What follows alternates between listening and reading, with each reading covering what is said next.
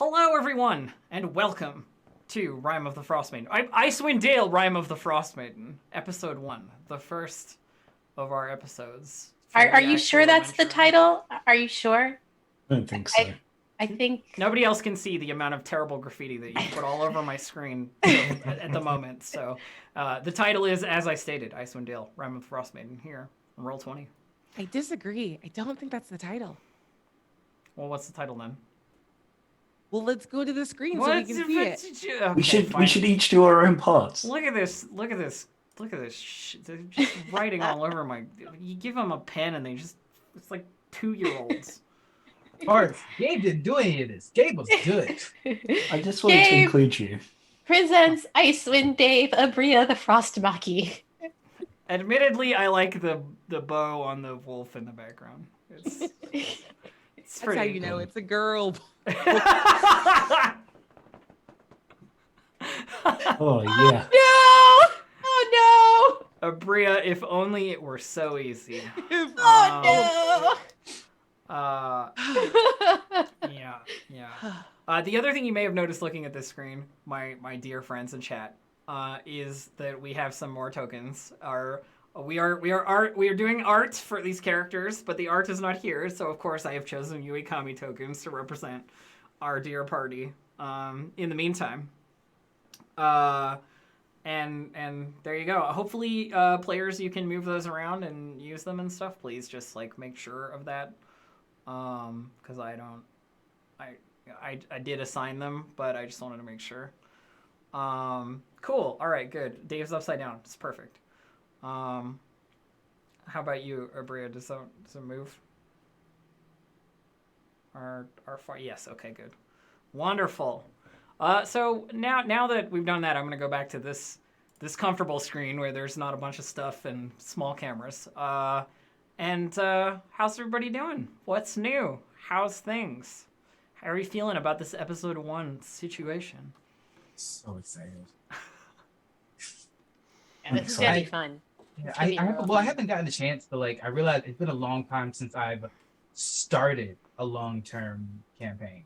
Yeah. I've come into ones before, but it's a whole different when you start from the beginning. Yeah.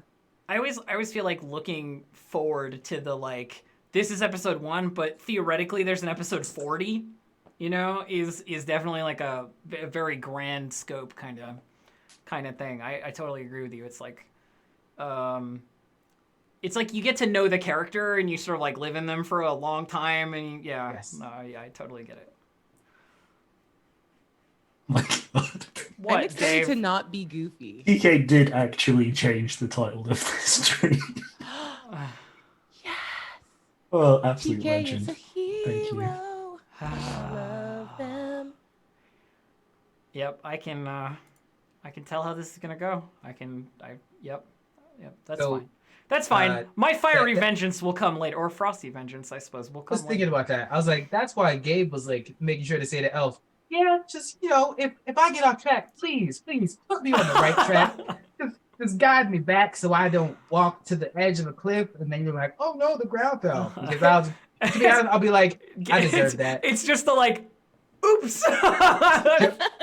And my reaction will entirely just be, yeah, I deserve that. Yeah, it's fine. I'm just saying horror is relative, and what's scary to us is your spooky sensibilities, and what's scary to you is our complete disregard for holding the tone of the campaign. You're correct. That is the situation as it stands. And also, I'm playing it up a little bit. I enjoy what we do. It's good, and I'm not looking to create an adversarial relationship, obviously. You could even if you tried. I love you too much. It's you trying to tell a story and then hope that we don't die with our choices. Well, the thing is, it's not even me trying to tell a story necessarily. It's me reading you a story that already exists and trying to get you to appreciate the writing of some very talented people. That's a good point. That's a good point. Okay, yes. How about other people? How you feeling? What's new? Somebody take the reins for me. I feel like I'm talking a lot already. You're gonna do more of it. I know. Not too much going on over here. It's pretty much been the same old. I started a new small limited run campaign for Tales from the Loop with some friends last week. And I'm being GM'd by somebody I've never had the opportunity to be GM'd by. But we've been very good friends for a while now. And so it's pretty fun. And I play this 10-year-old nerd, and they're very, very cute. But I love Tales from the Loop. It's a good fun system that's easy to play. So isn't this Caitlin Bruder's like first yeah. GMing too? Yeah. She's killing it. Caitlin Bruder is like this really, really talented young woman who's also an incredible artist and a great GM. So nice. Dave, how did your homework go? I remember your homework for this particular session was that you give me a basis upon which to base your skeleton racial traits. To make a character, because I sort of did half of it last week, and then we were just like, I'll do it off stream. Hey, figure it out later. It's fine. Yeah. So how'd it go? What do we got? Yeah, we're doing, as a lot of you, very thankfully, tweeted me a bunch of different homebrew ones, and the most popular one, it seems, and the one I like the most as well, is the Awakened Undead set by Walrock. Walrock. It's not Warlock, it's Walrock. Walrock, yeah. Yeah. You want to give us like a brief mention of what kind of abilities your skeleton fellow might have? Yeah. The skeleton is a subrace of undead. That's how it works in that particular one. Yeah, because it's like undead, and then there's skeleton, there's ghost, there's ghoul, there's mummy, there's a couple of options. There's loads, yeah. So I have the undead tag, so stuff like turn undead works on me. But I also humanoid, so I can be healed, but only at half rate. Yeah, so you take half the healing that you get, basically. Yeah, rounded down as well, just Wonderful. to be really mean. But I don't have blood, so I can't get poisoned. That's pretty sweet. I only have to sleep 4 hours a day. That's pretty sweet. I don't have to eat or breathe. Love it. Hate doing that in real life. So It's, honestly, the more you talk about it, the more it seems perfect for a rogue. yeah. Well, and the other thing is, like Dave didn't mention this, but the other thing is, with the resting, you're resting, but you are fully aware of what is happening around you, like at any given time. Yeah. So like you're the the perfect guard. You know what I mean? Because you can just stand in the middle of the camp or whatever, and anything that comes. Lie in the middle of the camp. No wonder there's always skeletons at the beginning of dungeons. They're Yeah. really good guards. Yeah, they're really good guards. Yeah. Well, I can also do stuff like not die and turn into a pile of bones. That's pretty cool. Yeah, But also, once per long rest, right, for that one. yeah, which is going to help because I only have. Because 7 you only get hit half points. healing. 7 hit And points. I only get half healing, and I have a terrible stat. But I can take my bones off. I can pick locks with them. I can hit people with them, and which is fantastic because I saw this like back when it was the 2nd edition of the homebrew. This wasn't on there then, but some point between this and the 5th revision of it, they've added specifically the ability to take some of your bones off and play them like a xylophone, which you have proficiency with. Wonderful. I'm so glad that we have the xylophone available to us. Yeah, so you've got poison immunity and disease immunity from the undead thing. You don't eat, you don't breathe, you don't sleep, basically. And you take half healing, and you can save yourself from dying once per long rest by turning into a pile of bones at 1 HP instead of hitting 0. Yeah. Cool! That is really definitely a good setup. Now, I'm into it. I'm into it. And that's by Walrock, the Awakened Undead supplement. So check that out if you want Awakened Undead. It makes me want to play a mummy character. I read it and I was like, I want to play a mummy. Ooh, Yep. Yeah. that would be super fun. Ghouls also get paralyzing claw, which is like, yes, please. 6 people in chat made the same xylobone joke like at the same time, and I'm so proud of you. Proud. So proud. How about you, Bria? What's going on? Anything cool? Lots of streams. Yesterday, I got to run a one shot for Felicia Day and the cast of the Guild. Yes. That was so good. It started off so good and so fun, and then finished on the highest brown note of them deciding that poop was going to be the primary vector by which they killed my sweet anime like Dracula villain. It was very upsetting. That does that. Yep. Mm-hmm. Yeah, it's known heretofore known as the one shit that I ran last night. So that was super good. It was great. It sounds fun. Anyway. Yeah. Does sound fun. Is there anybody I haven't asked? Did I miss Gabe? Did I miss you, Gabe? Maybe I started playing. It's not a mistake, but I found this like tactical game that's kind of like Mountain Blade and Total War a little bit. What is it? What is it called? Sand of Salazar. Oh yeah, Sand of Salazar. Yeah. I started playing it yesterday, and I like that there's a lot of customization, and it's kind of like the almost Diablo 3 style. And I may have played it until 4 a.m. and then woke up at 10. I'd do it again. I have seen it advertised a fair amount recently and had opportunities to look at it. Is it the kind of game I should definitely look at?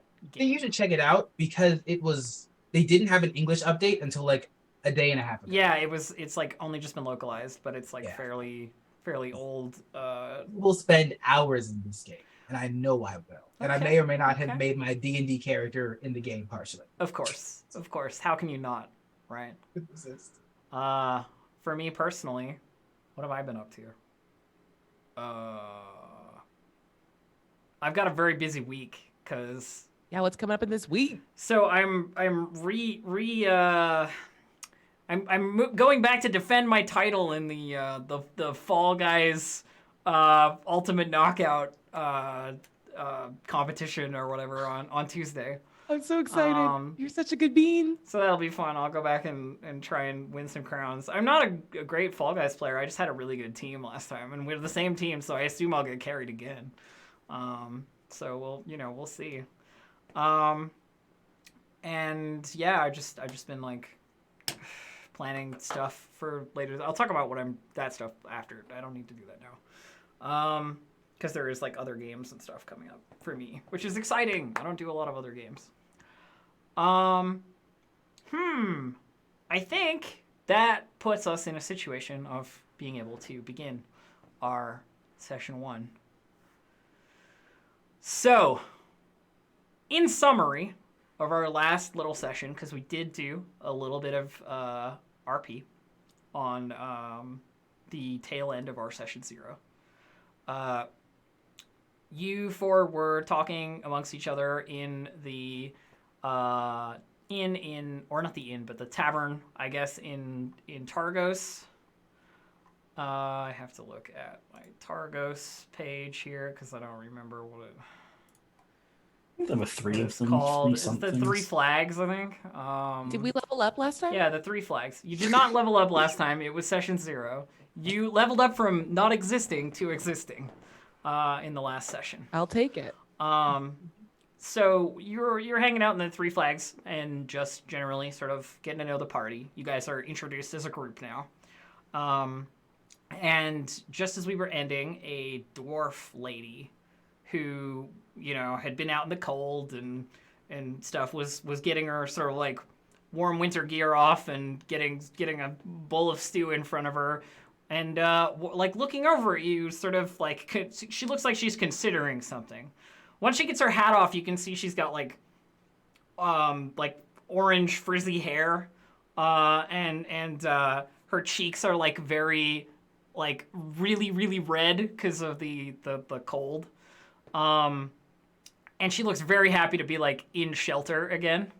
But she also looks like the kind of lady who has sort of a mission, that she's not there for nothing. And she doesn't look like the local fissures or any of that kind of like gang. She's sort of a bit separate from them. So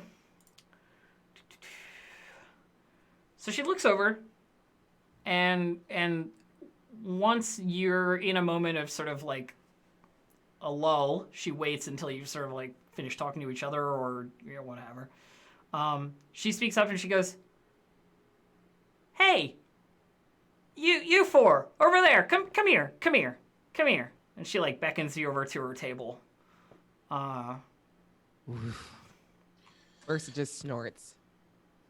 More friends. Fantastic.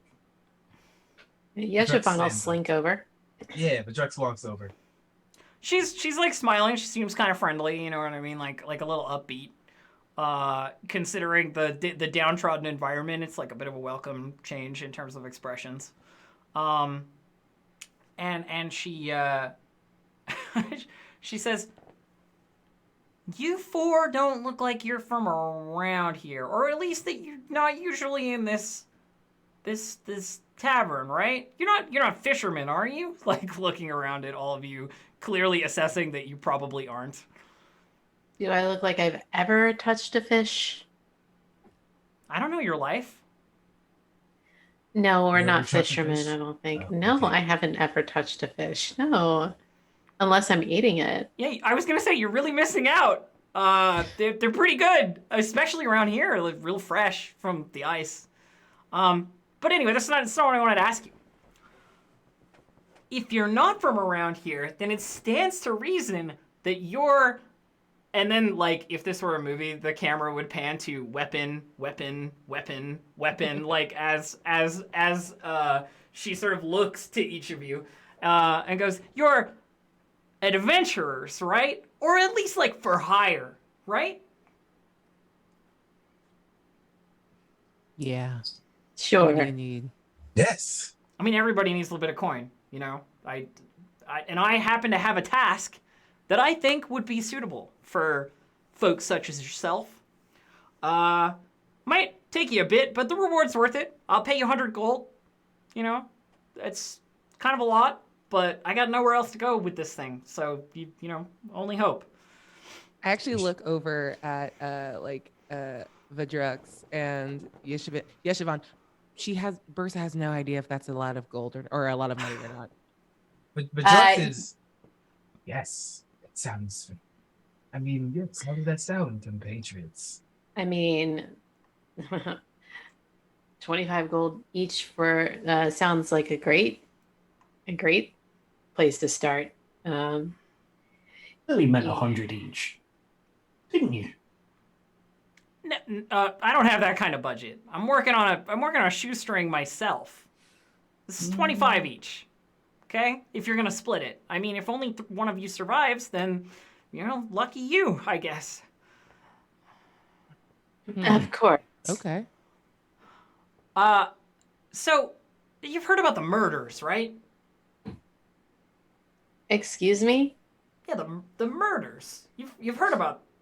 You haven't heard about the murders? Like the concept of murder? No, like the recent murders. I've only been here for a few days. I don't think I've heard anything about any All right. Can I roll a history check? Sure. If I've Yeah. heard about the murders? Yeah, go ahead. Oop. Yep, my dice are still the same. I don't even know what the concept of murder is. Oh, The two. oh no. I mean, I guess I could roll to see if I remember if I've heard anything yet. I mean, you're welcome to roll history if you want to.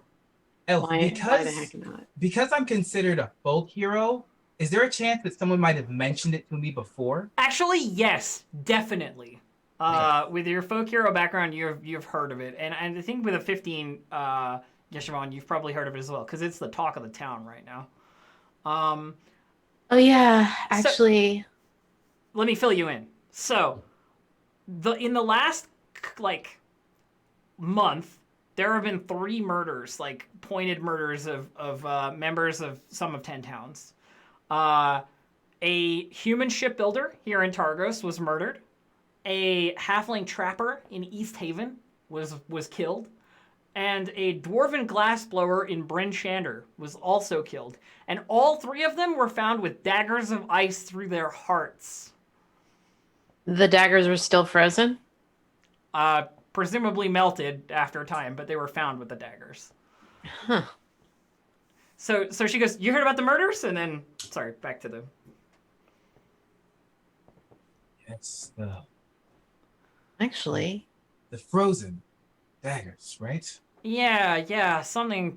I mean, frozen daggers. It has to have something to do with the Frostmaiden, right? It has to have something to do with Auril. Ice I'm most daggers. assured. I don't know. I've known wizards. It's not very high level as a spell. So we So could be dealing with a wizard. I think I know who we're dealing with. Actually, it's just that I don't think I can handle him on my own. You know. And I don't know where he is right now. So there's some sort of brigand about killing people with ice daggers. Yeah, so there's a trading caravan that goes around to the various towns, and I don't think it's the head of the caravan. It's called Torgs. This caravan. I don't think it's Torga, but her bodyguard, Cephik Caltro, really seems like a kind of a suspicious sort of guy. And I have no other suspects. And it's a small community, you know? We hear things, we see things. What motivation does he have to? Yeah, exactly. What motivation does he have to kill these people? What I mean- motivation do you need? I mean, in these desperate times, in these situations, the favor of the Frostmaiden seems like a pretty good deal. Not freezing to death. No, my question was, why do you care? Well, because he might screw us all over by doing it, right? Because the victims are only from towns that do the lottery or whatever for human sacrifice to Auril each high moon. And What? I mean, Yeah, it feels like do a you not know reasonable about that? feels like a reasonable concern. If people around you are being killed, per se, I think it's reasonable for this figure here to be concerned about people dying because they could die. Apparently they're dying anyway. so, I mean, No, I mean literally her. So, I mean, here's my theory, Hmm. right? If they're killing people from the towns that usually would sacrifice people to Auril anyway, then maybe those people have found some way to, like, cheat out of the sacrifice, and it's her, like, taking back what she's due, or something like that, you know, like, that kind of thing. And that's just more death on the hand than you need, right? If we're sacrificing someone and then somebody escapes and gets murdered anyway, I'm not heartless. Okay. I act shocked. Is it apparent to this dwarf that one of us is a skeleton? I assume not, but I'm wearing a helmet. if Dave would like to make it so, then that's up to them. It's an in joke. Yeah, we all get to appreciate the fact that she's making comments that are offensive to our skeleton friend. So we go find the murderer. So Or what? Murder them. Suspected murderer. So what you need to do? Find Torgs, because that's where Cephik's gonna be. Torg's traveling caravan. That's Cephik is Torga's bodyguard. Gonna be with Torga. So if you can find Torgs, you will find Cephik. The other thing is, you probably don't want to, like, make a big fuss in public about this whole thing, because Torga, she's got some influence. And you know, if you make a mess of her stuff, she's probably gonna be kind of mad about that. But I don't know where Torgs is right now. They travel around. They got a big, like, dog sled, and they bring their stuff all to the various 10 towns. If you can catch Cephik alone, what I need from you is to just get rid of him. Just get rid of him as best you can. Can I roll an insight check at this point? Sure.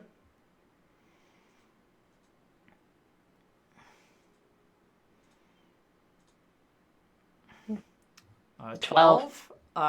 She seems to be entirely, you know, genuine and no ulterior motive that you can denote. So you want us to attack and perhaps kill this murderer. who you only suspect of being a murderer but have no proof of being a murderer. I mean, you should ascertain his guilt first, right? But he's my prime suspect. All right. Question.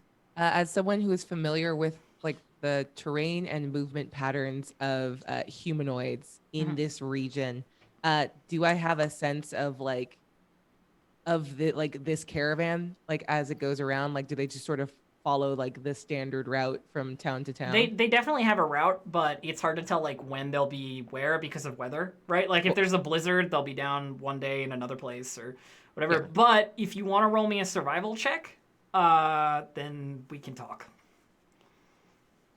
Okay. Natural 20. 23, very nice. Stalked them, planning to kill them before as an owlbear.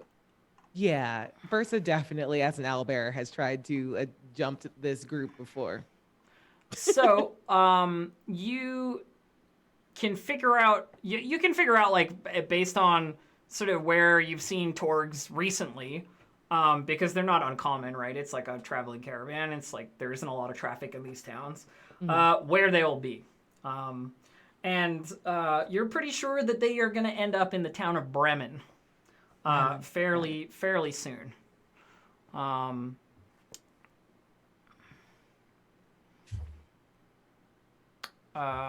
And that's just like that's just like you figure that out on your own while this conversation is happening. For sure.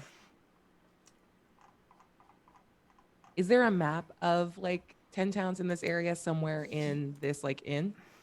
In this inn, probably not, but there will definitely be one in the local like bunkhouse. The what is the name of that place? The Luskin Arms. Cool. If you needed to find one, I'm sure somebody there could hook you up. Okay. Bank that for later. Versa just gets lost in thought. Hey. So she's looking at so this dwarf, she's like, I forgot to introduce myself. Got way off track right away, talking business. Sorry about that. I'm Hlyn Trollsbane. And I've been, trying to police this area a little bit, stopping murders, taking on myself to investigate things. Nobody else seems to be doing anything about it. Well, thank you for your service. I'm glad we can be of help. Yeah, and I'll pay you, so. Yeah. You need to know our names. I mean, she like points at all of you and goes, I think I'll remember you. Well, that's fair. That is definitely very fair. We do stick out just a little bit. Ever so slightly. Except for, normal McNormalson over here. Absolutely normal.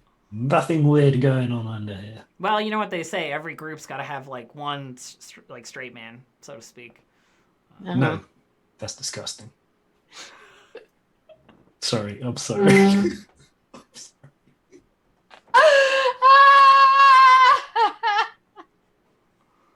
I think Vedrux is so Vedrux probably pulls out a small, and it's not talking very much because he's like writing stuff in a small journal, and it's not very it's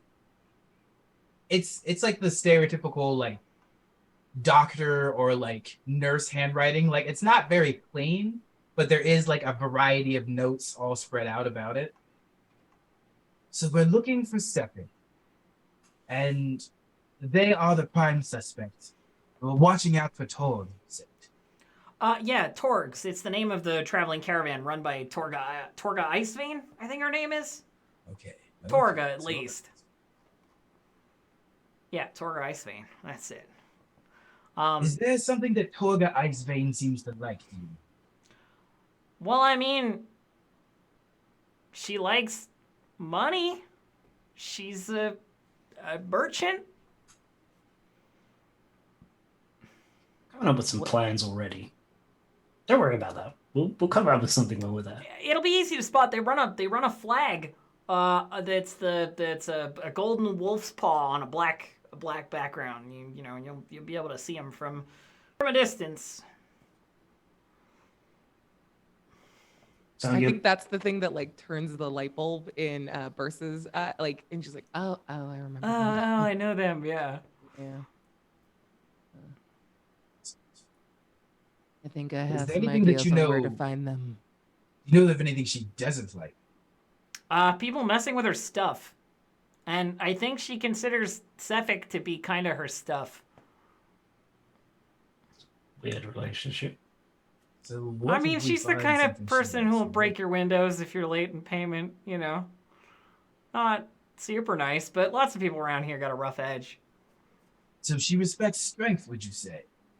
Yeah, I think so. Probably. I mean, she won't mess with Good. someone stronger than her. Probably. Are you writing a poem about her? What's going on with the drugs? Write poems with my axe. I like that answer. Yes. But if she's lucky. There was like a little like puff of smoke that comes out of his mouth. I mean, sounds like you're on board. That's what I like to hear. That's what I like to know. I'll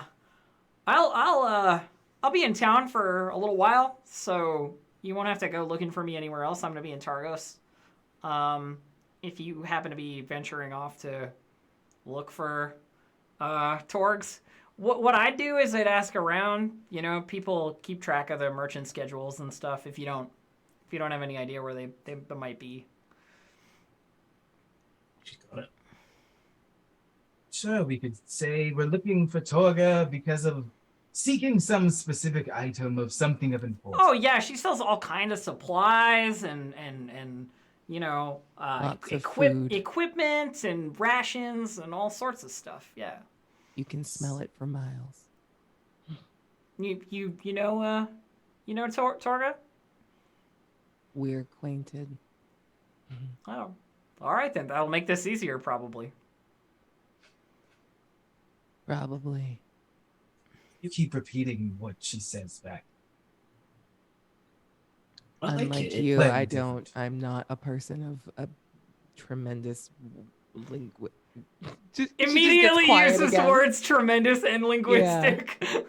But it breaks her brain. She's got like a certain amount of letters she gets before her brain just shuts off. she She's just used them all. she just stops talking. Yeah. Yep. All right, cool. Well, wonderful. Good. Like I said, I'll be around. Come back to Targos. Tell me when you've dealt with Sefik or you've crossed them off the list of suspects. You know, I'll have to start again, but I'm pretty sure it's Sefik. All right. Let's go do it. Easy money. What does Sepik look like? Good question. Sefik is like a human in his 30s, kinda. Olive skin tone, dark hair, ponytail. He also kind of doesn't wear as much like coats and fur as everybody. He's got kind of like a lighter dress sense, so you'll see him. Yeah. Thank you. Oh, wait. He doesn't wear very many coats or furs. But we're out here. Is Sepik okay? I mean, he's not frozen to death, so I assume he runs hotter than most. Oh, I don't like that. I know I couldn't do without my hat and scarf and stuff. It'd freaking freeze my toes off out there. Gotta really hate being cold and feeling the cold stuff. That alone makes Sepik suspicious. Lynn leans in and just like nods sympathetically with Rattle, like, me too. Lynn is such a cutie, by the way. Oh, Totally. sorry. Yeah. Interesting. Right, Mr. Detective, anything else that you can think of? No, I think that's all. If you come up with any But other questions, I'll be at the Luskin Arms. That's where I'm going to be staying, so. the fact that Sepik does not wear furs or coats, it does make them suspicious on that alone. That's what I'm saying, right? He's a prime suspect. If not, I'm sure he knows some. Or has something to do with it, at least. close my little notebook, and then I just like sit, and then I just look at everyone else with like a slight smirk on my face. Lynn's stew arrives like in the middle of this conversation, and while you're like closing your notebook or whatever, she starts digging into it in like a very aggressive fashion, like a very dwarvish enjoyment of this soup, like very loud and like full of satisfied noises, you know. All right, I think we're done here. I think we can be moving on. I need a map. She's saying while getting up, by the way. She doesn't know where to go. Let's find you a map. All right, I'm just gonna head back out into the cold. Just out. Okay. How big is Bursa? Bursa's like 8 feet tall, like at the high end of Goliath's. Does Bursa ever walk on all fours?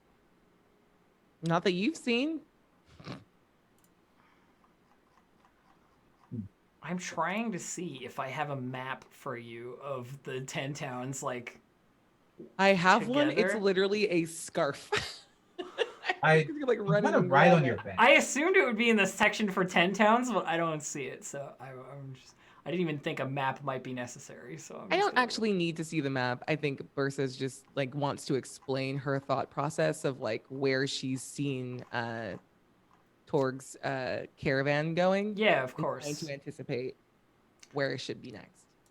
So like I said, there are people with maps. Probably in the Luskan Arms. Wonder if we can hire a guide to help us get to. In Targos, if you're gonna find someone, I mean, you gotta check places. They're definitely not in this building, certainly. Yeah. In Targos, the main points of attraction are the Luskan Arms, which is the inn and town speaker's residence. There's the 3 flags where you are right now. And there's Trigilio, which is a general store, basically. Maybe it's in the maps. Let's go buy a map in the store. I mean, That's a good idea. Actually. Someone else. Well, I'll spend my money. No. What? You don't have any money? I do actually. The background says you start with 2 coins that were apparently over your eyes when you were buried. I don't think I was buried, so I don't know if I've got them. I mean, do you have them? I think that's up to you. Nah. No, you don't have any coins. Okay. Yeah, I think I'll probably I'll make my way to the general store with whoever else wants to join me. So we'll follow. So as you are making your way out of the 3 cells, a dog comes bounding up to you, Vidrux. You're the first person out the door, I imagine, because you sort of have this quest thing going on. This dog comes bounding up to you. It's like this white, blue-eyed husky dog, basically. Very over what do you call it? Like over energetic. Comes bounding up to you and like pounces you. Like jumps up very, very like dramatically, trying to get your attention. Oh, hello there. So, you know, he gives you the usual like dog attention, and then he starts chewing on your boot and like pulling at your boot as if he's trying to like pull you along somewhere. To follow this dog. Okay, Elf. I don't know if you know, dogs are like my ultimate weakness. So you just did this to the worst person. I will follow this dog right to Auril herself. Oh, great. That's good. That's good. I'm gonna follow this dog wherever this dog leads. Yeah. So the dog, who looks like they have sort of a bit of a harness around them as well. Now that you're like looking at them, that they've maybe like gotten out of or like shook. And you remember just before Lynn was talking about like dog sleds as a thing. Yes. And so seeing that Vidrux is going to follow this big white dog, and everybody else, if you're doing that, feel free. If not, we'll figure it out. It runs rattle. It runs off in a direction, but it clearly keeps like looking back at you to lead you along, you know, until you catch up, and then it runs again, and then you catch up and runs again, sort of thing. And it leads you to the front door of a modest dwelling that looks like a sort of like a wooden shack, and you can see there's like a fire inside or something. There's like an orange light coming through the sort of door frame. And the dog like scratches at the door. I knock on the door. Okay, you knock on the door, and this like human man opens the door. He looks like he's probably about 35 years old, like a weathered, you know, face. Like he's been a hard worker most of his life, and he looks like he's gonna greet someone that he knows. Like he's opening the door for someone that he knows. You know what I mean? Like he's expecting someone. And when he sees you all, his face like falls a little bit, like he's disappointed, you know. And seeing the dog, he seems a little like surprised, like a little unsure exactly what's going on. But he looks at you all and he goes, come in, sit, warm yourselves if you like. The place is weird. Following a dog and then a man is friendly to us. Hey, Can I insight check this dog? Sure, dogs yeah. don't like it. Trust it. The dog I've is a been true chased from- polymorphed human. Oh my Oh god. my amazing. God. I know. A 14. 14. Yeah. You're inside checking the dog. Yeah. You know, like the animal- dog is What's the, up? The dog is a dog. It clearly Yeah. belongs, or it knows this person. The way that they're interacting is very like friendly, and yeah, that's it. That's Okay. Sure. I don't know. No, you're good. I have no idea what I expected. I just wanted to do it. So he like waves you in and he goes, I don't just, invite strangers into my home, but there's a whole thing going on, and I need to talk to somebody about it because I'm getting worried. The murders. No, not the murders. The murders are terrible, obviously, and my heart goes out especially to the folks in this town that were affected, but I have my own problem. You see, All right, let's head in. Yeah. And we can get ourselves comfortable. But I think I don't know if you're checking the Zoom chat. I think we need a little break because Aki is not able to contribute, which isn't super fair. Oh, okay. That'd be alright. cool. Just take a quick one, see if we can fix it. Yeah, no problem. Okay, we will be back shortly, friends. We'll see you soon.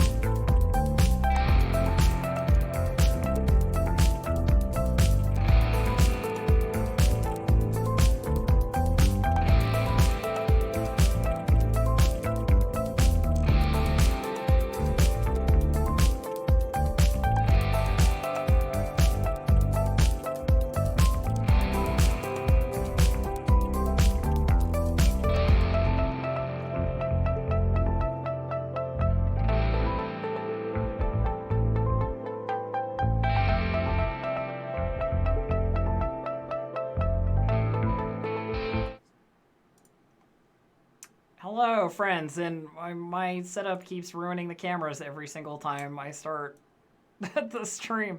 Or do we have to shuffle? No. It's just that, we will, but also that a lot of other stuff. Hang on. I don't know why Zoom has, or why Ops has started doing that, but now it does that, and I have to change it every time, but it's fine. Okay, camera shuffle, real quick. Everybody, cameras off. This is how you do it, friends. And then, and then Aki. Boom. And then Gabe. Boom. Boom. All Okay. right, cool. Easy clap. We're back in it. So we were talking about a dog, I believe, and about a man. About a man and a dog. Okay, where was I? Let me recenter myself here. You just gave me the description of the man looking weathered. Oh yeah. So he invites you in. He's like, I was really expecting Garrett to be back by now. I'm getting kind of worried.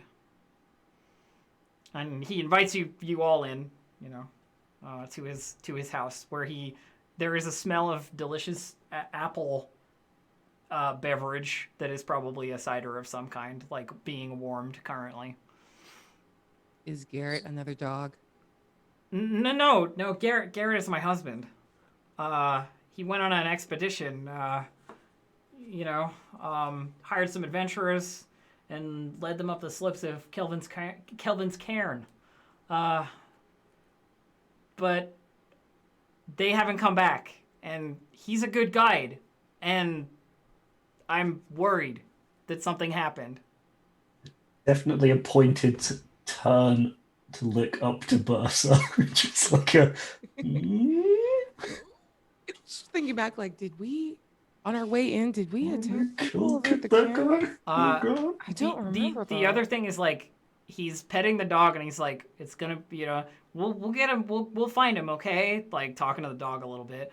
Cause there's a moment where he sort of, like, explains, like, it's even more likely that something terrible has happened because boy should have been with him. And he's alone here now with us. Oh, the dog came back? Must have got away from the sled or something. Hopefully he knows his way back. Dogs are smart enough. Are they? Yes. I mean, What I is don't your like name? them, but Are you asking the dog what its name is? No, I'm asking the man. Oh, Keegan. And he hands you like a cup of cider while he's talking to each of you to, like, drink if you want it.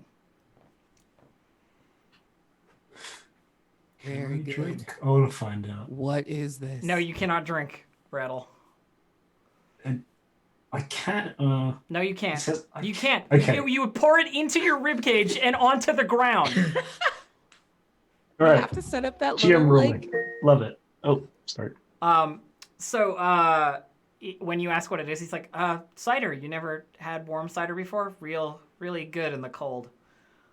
this is really good. I'm glad you like it. You have anything to kind of spice it up a little bit more by any chance? Nothing like that. Those kind of supplies don't come through too often. All right. Well, it was worth asking.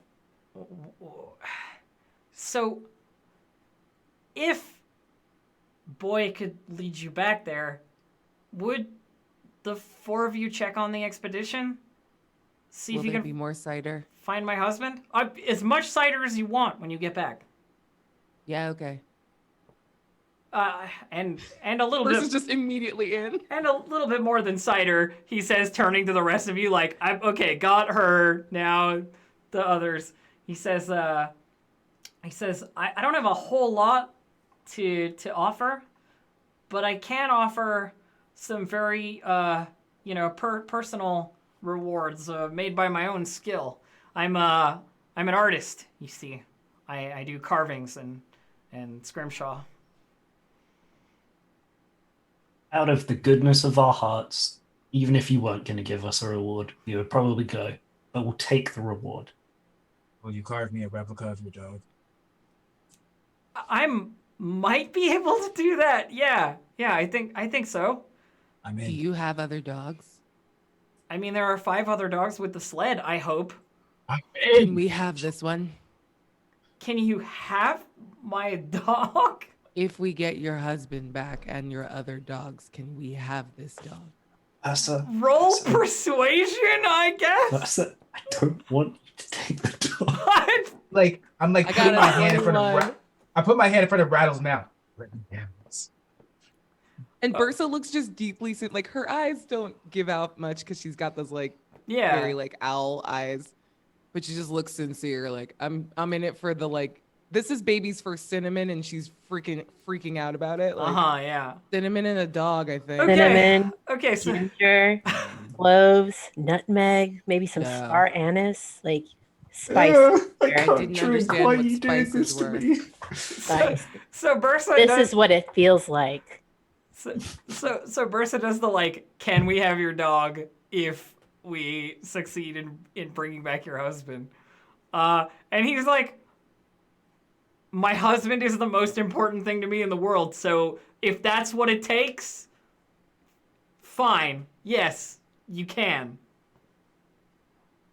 Okay. We'll discuss this on the way. But Drooks definitely gets up from the table.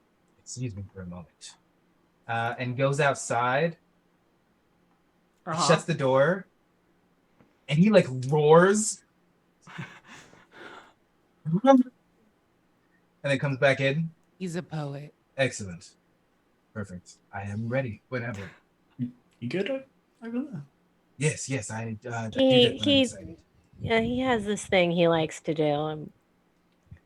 Okay, yeah. He likes Sorry, to. we won't bother you with that. We'll go into the wilderness and snow and definitely find the people who are totally fine out there somewhere.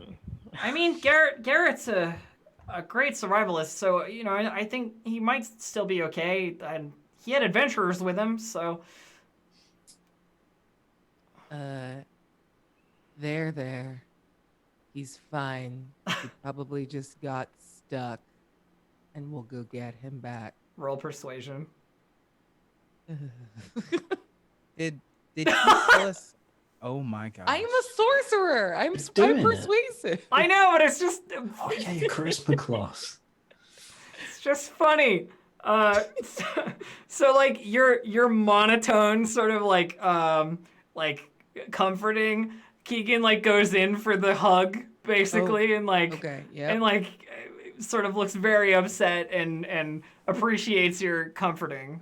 She goes great to deal. hug, and her initial instincts are to do the like owlbear like hug of doom, and then just like, ooh, I guess normal. Normal hug. Normal. Shaking my head at you from behind. Just Oh, No. she nods like, oh, okay. And eventually he pulls back away from you. He's like, "Oh, thank you all for agreeing to go and check it out." So their expedition was up to a place named Kelvin's Cairn.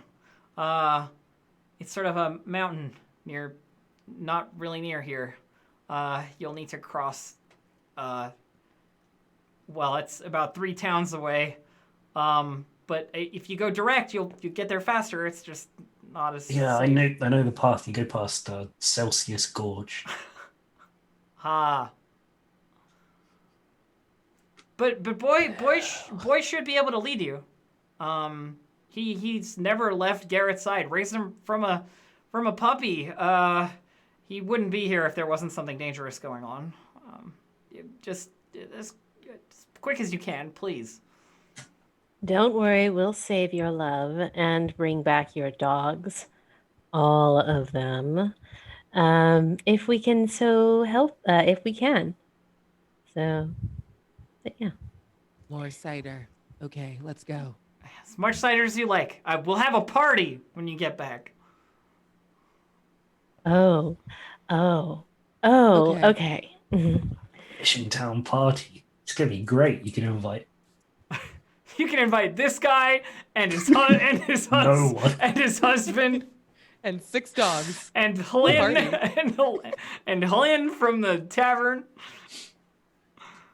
All right, let's go. Yep. Yeah. And the I dog's think we're name, all the good. dog's name, by the way, is Boy, and seems more than willing to come with you when you start like heading back in the direction that Garrett might be in. If I get an axe, if my axe allows me to have returning, I hope you know. This will Boy. only go Oh, one way. Dad of boy. Boy. You're even like Oh the my God. colorway. The teaser was all frosty. Yes. Oh my God, this is God of War 2. We're doing it, I forgot. Ah.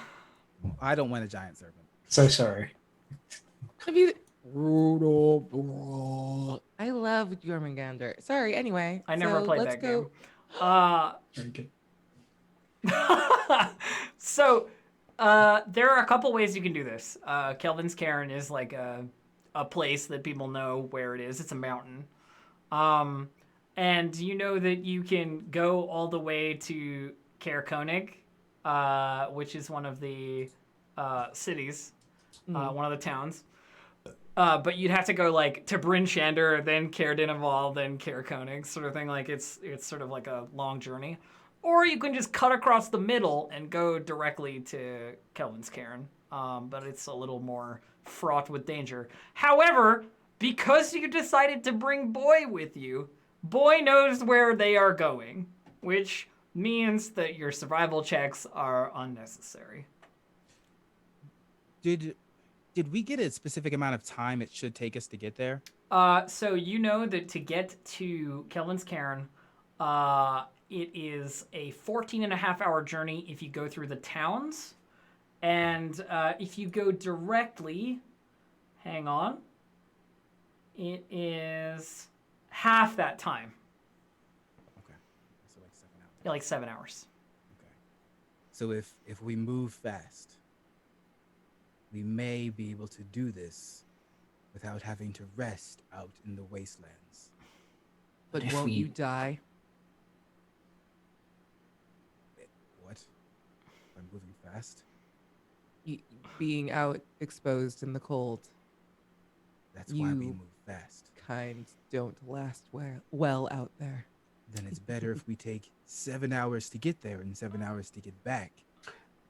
Yeah, but if we wait a little bit, then the chances that the adventurers are dead as well is a little bit higher.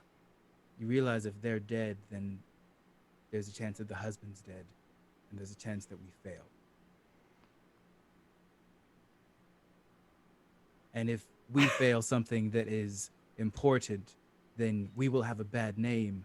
And if you have a bad name and you're not made of skin and people find that out, it's bad. Are you threatening me? No, I'm confused. I am trying to convince you that if people like you and they find out you're made of bones, they probably won't try to attack you. If they don't, they may try to feed you to the dogs. You're not exactly experienced with this whole adventuring thing, are you? Nah, I don't think I did very well the last time. Generally, people prefer that if they hire you to do a job, you do it. That's kind of how these things go. All right, I mean, he was convincing me, and you're patronizing me. But that's You're fine. kind of the one we were concerned about dropping in the middle of the woods. What are you, an elf? Me? Yeah. No, I'm not an elf. And I'm pretty sturdy. Well, look, if you're concerned, thankfully, I feel like your large form could warm us up, couldn't it? I'm assuming you're having this conversation outside of the earshot of Keegan, by the way. Like you've already left. Yeah, we're Yeah, like for sure. We're wandering. walking. All We're right, doing I this just wanted to already. make sure because I was like, We're if doing if the you're walk having and this talk. conversation in his house. That's You're a different. bone person. No, we're doing a full Sorkin walk and talk. Let's go. No, yeah, keep by all means. Yeah, I don't think I'd mind.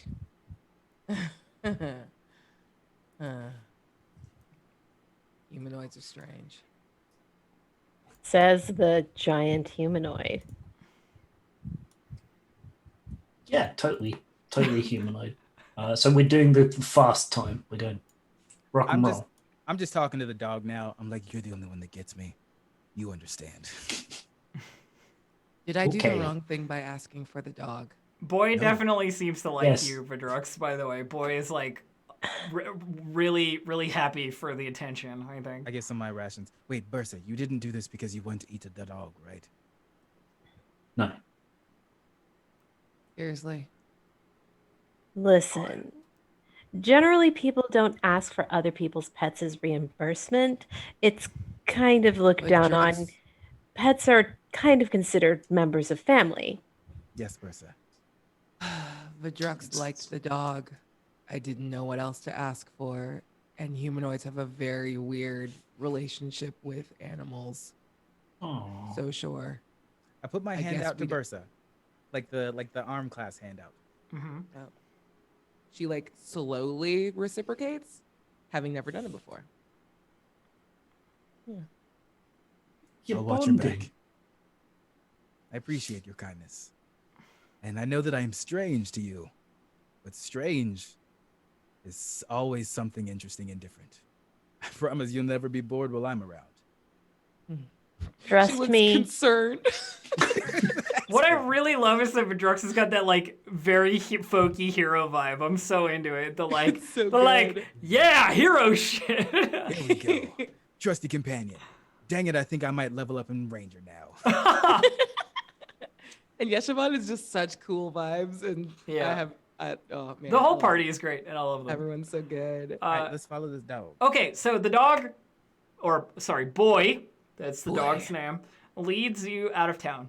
And I just have to make one really quick God of War joke. That anytime boy comes over for a pet, I just turn and say, "Close your heart to it, boy." close, That's all. I just wanted that one. close your heart. Appreciate you getting it out. I enjoyed it. Thank you.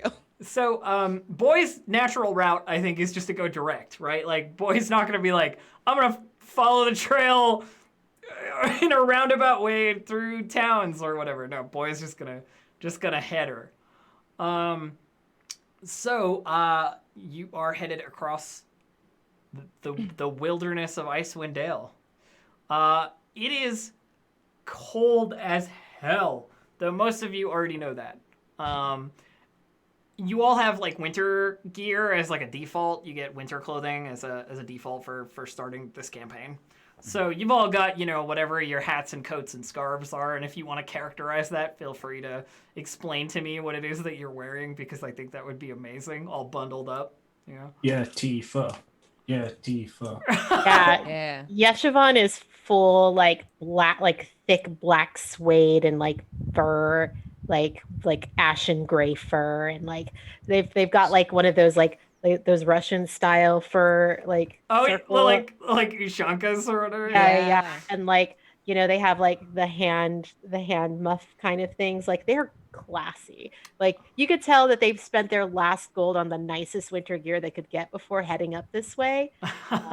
It's very classy. So they've got the like Baldur's Gate winter gear, like the stuff you buy in the big city sort of thing. Yeah, but since they've come here, they've managed to bulk it up with some decent underlayers. Yeah. So the anything underneath this is probably a lot more utilitarian and like actually functional. But everything that's over it is like it's nice. Yeshivan's got them long johns, like Yeah. underneath, yeah. Oh yeah, got some good goodies and some really nice mucklucks. Yeah.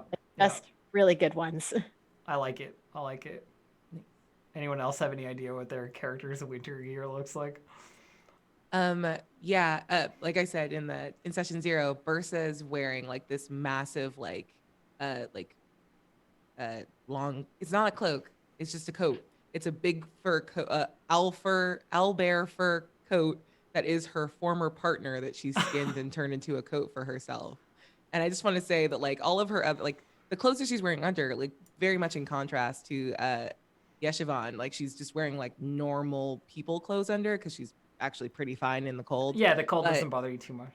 Yeah, but the moment we cross back into the wilderness, Bursa's gonna cast mage armor on herself, and it like happens at this like exact time that like wind kicks through and like pushes and kind of puffs out the owlbear fur, and it's just an outline of her former owlbear like form. that's her mage armor. So Oh, it like that's cool. fills in for a second as the coat billows and then settles back down and Awesome. is invisible. I love it.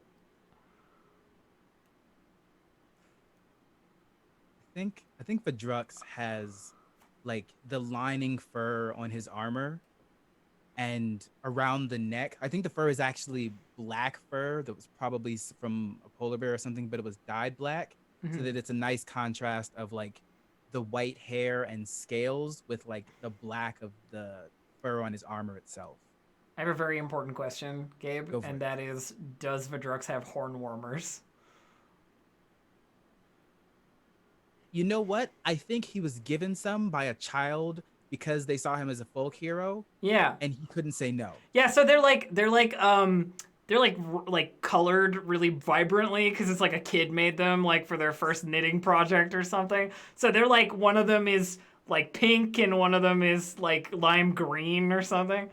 Yeah. Yeah. And he wears them so proudly. It's I love like it. There's like the intimidating face with the roar, and then you look up and see the horn warmer as like the axe is coming down. That lime green pom pom is the last thing you see. Yep. I love it. I love it. Okay, so traveling across the wilderness. I'm going to be transparent about this. Wilderness encounters are entirely up to my decision based on the way that it's written. It's literally like, do if you think you need to do. So traveling is at my discretion, basically. Important question. Yeah. What kind of XP system are we doing? I don't think we ever covered that. So the first little while is a milestone system based on the quest that you do based on the town. So, the way it works is from levels 1 to 4, the determining factor of what level you are is how many quests you've done, basically. Okay. So like at the end of this, you'd level up, for example, or at the, and then like 2 quests after that, you'd level up again, sort of thing. But the start of the game is literally just, here are 10 towns. There is a quest per town. Pick the ones you want to do. If you want to gather them all and then select the ones you're interested in, that's a way to do it. Or, do them as you get them. It's up to you. But anyway, so you're crossing through the wilderness. And one thing you do notice on your... Actually, can I get perception checks from everybody? Okay, 19 for 19. Bria. Dave got a 9. Aki 15. And Gabe... I'm scared. Everybody else did good. 13. 13. I'll take Okay. it. So Aki and Abria, so Bursa and Yeshimon, are about halfway through the journey. You notice some caves where there seems to be some activity. Like there's movement around them or something like that. There's sort of fire and like a gate and these kinds of things. Like you can see in the distance in the blizzard, there's movement of like people, and you can hear. Do either of you speak dwarf? Ooh, no. Then you can hear like grumbling, sort of working song kind of stuff going on in the distance, where it's like you're pretty sure it's dwarves because it sounds like dwarves. But you happen to know, especially Bursa, who's been around here a long time, you happen to know that there is a local community of dwarves, but they don't interact very much with like the outside towns. They sort of stay to themselves and like do their own thing. And you're happening to pass by sort of very close to where they are located on your journey. Stay away from those caves. They're little, but they're fierce. Experience with dwarves as Owlbear. Yeah, Albert's just like, what's this? Oh, God. Just gets chased out. What's this? once a Oh, month. God, dwarves. There's so many of them. It's like finding termites, you know? I like dwarves. All of that energy is fun to interact with. You're about to say you're gonna like absorb. I don't know. I'm still not sure what your deal is. My father was a fan of dwarves. He said they made nice hammers, and their hammers always hit things very hard. That sounds like a sentence I would say. You might like my dad. Not That's that a way, good though. point. Yes, you found what? Do you want to introduce me to your dad? What? Are you gonna try to sleep with my dad? No comment. Okay. Ugh, disgusting. Fair enough. Living creature things. Following a dog. So yeah, and boy is just like totally cool with leading you through all this snow. Though he is sometimes hard to see because he's a big white dog in a big white environment. I have string and a small bell in my burglar's pack. Are you really gonna tie a bell on boy? Yeah, I don't want to lose him. Okay. Now Doing he's it. a bellboy. All right, fair enough. Oof. Yeah, don't want to lose him. Little friend. Okay, so In character, I hate him. Out of character, I love him. yeah, I mean, I know that about you, Dave. I know that about you. So, you make it to the base of Kelvin's Cairn, this mountain, and there is kind of like a base camp area where in the white wilderness and like looking up, you can see there's like a mountain kind of in front of you. You could even see it from a distance. But from in the white blizzardy environment, you can see 2 tents pitched in the snow near an icy outcropping that acts as like a natural windbreaker. Between the tents, there is an overturned sled, and still harnessed to the sled are 5 howling dogs. The dogs! Free the dogs! Yeah, I cut him. I cut each Okay. of them loose.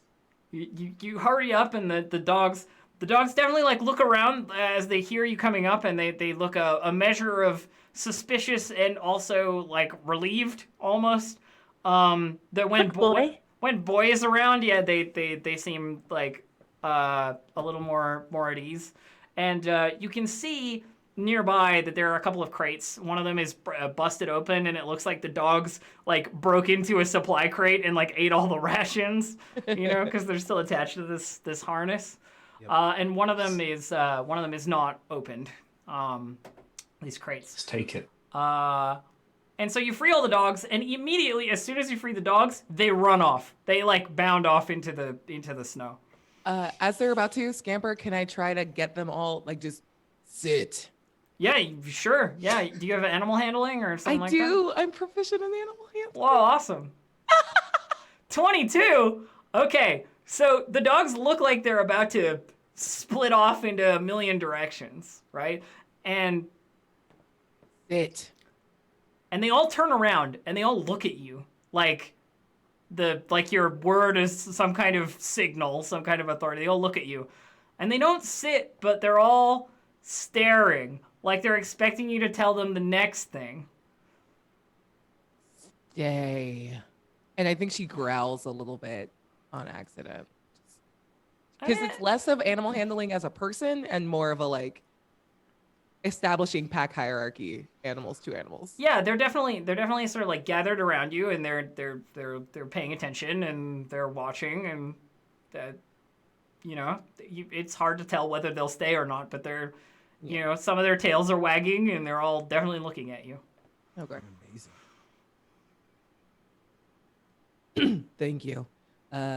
So sorry, really quickly, is the sled what's the state of the sled? The dog sled? It's overturned, but otherwise looks Not broken? Not broken. Yeah. Okay. Um, We need them to pull the one of the back. one of the harnesses is busted, obviously, because boy escaped. Yeah. But other than that, That's smart. Pile the corpses on the sled. although actually, Vidrux, you said you cut them free, right? Did you bust the harnesses? If they had buckles, I was gonna unbuckle it. Okay. I thought that they were like stuck in. But No. if I could Yeah, okay. So retcon unbuckle, not sabotage the. Yeah. yes, Sorry. that's smarter. Thank you. Just checking, right? Yeah. Why are you so certain that they're dead? And like I'm It's just being optimistic. Rather, you want people to suffer the way you did? Do you need a hug? You know, I'm not sure whether I'm being sarcastic yet. Give me a little while, and I'll work through some feelings I'm having about the living. I pat them on the shoulder, That was actually very self-aware. Had a little while just lying in pieces under a snowdrift, think about things. Ah, This isn't a metaphor, is it? Sure.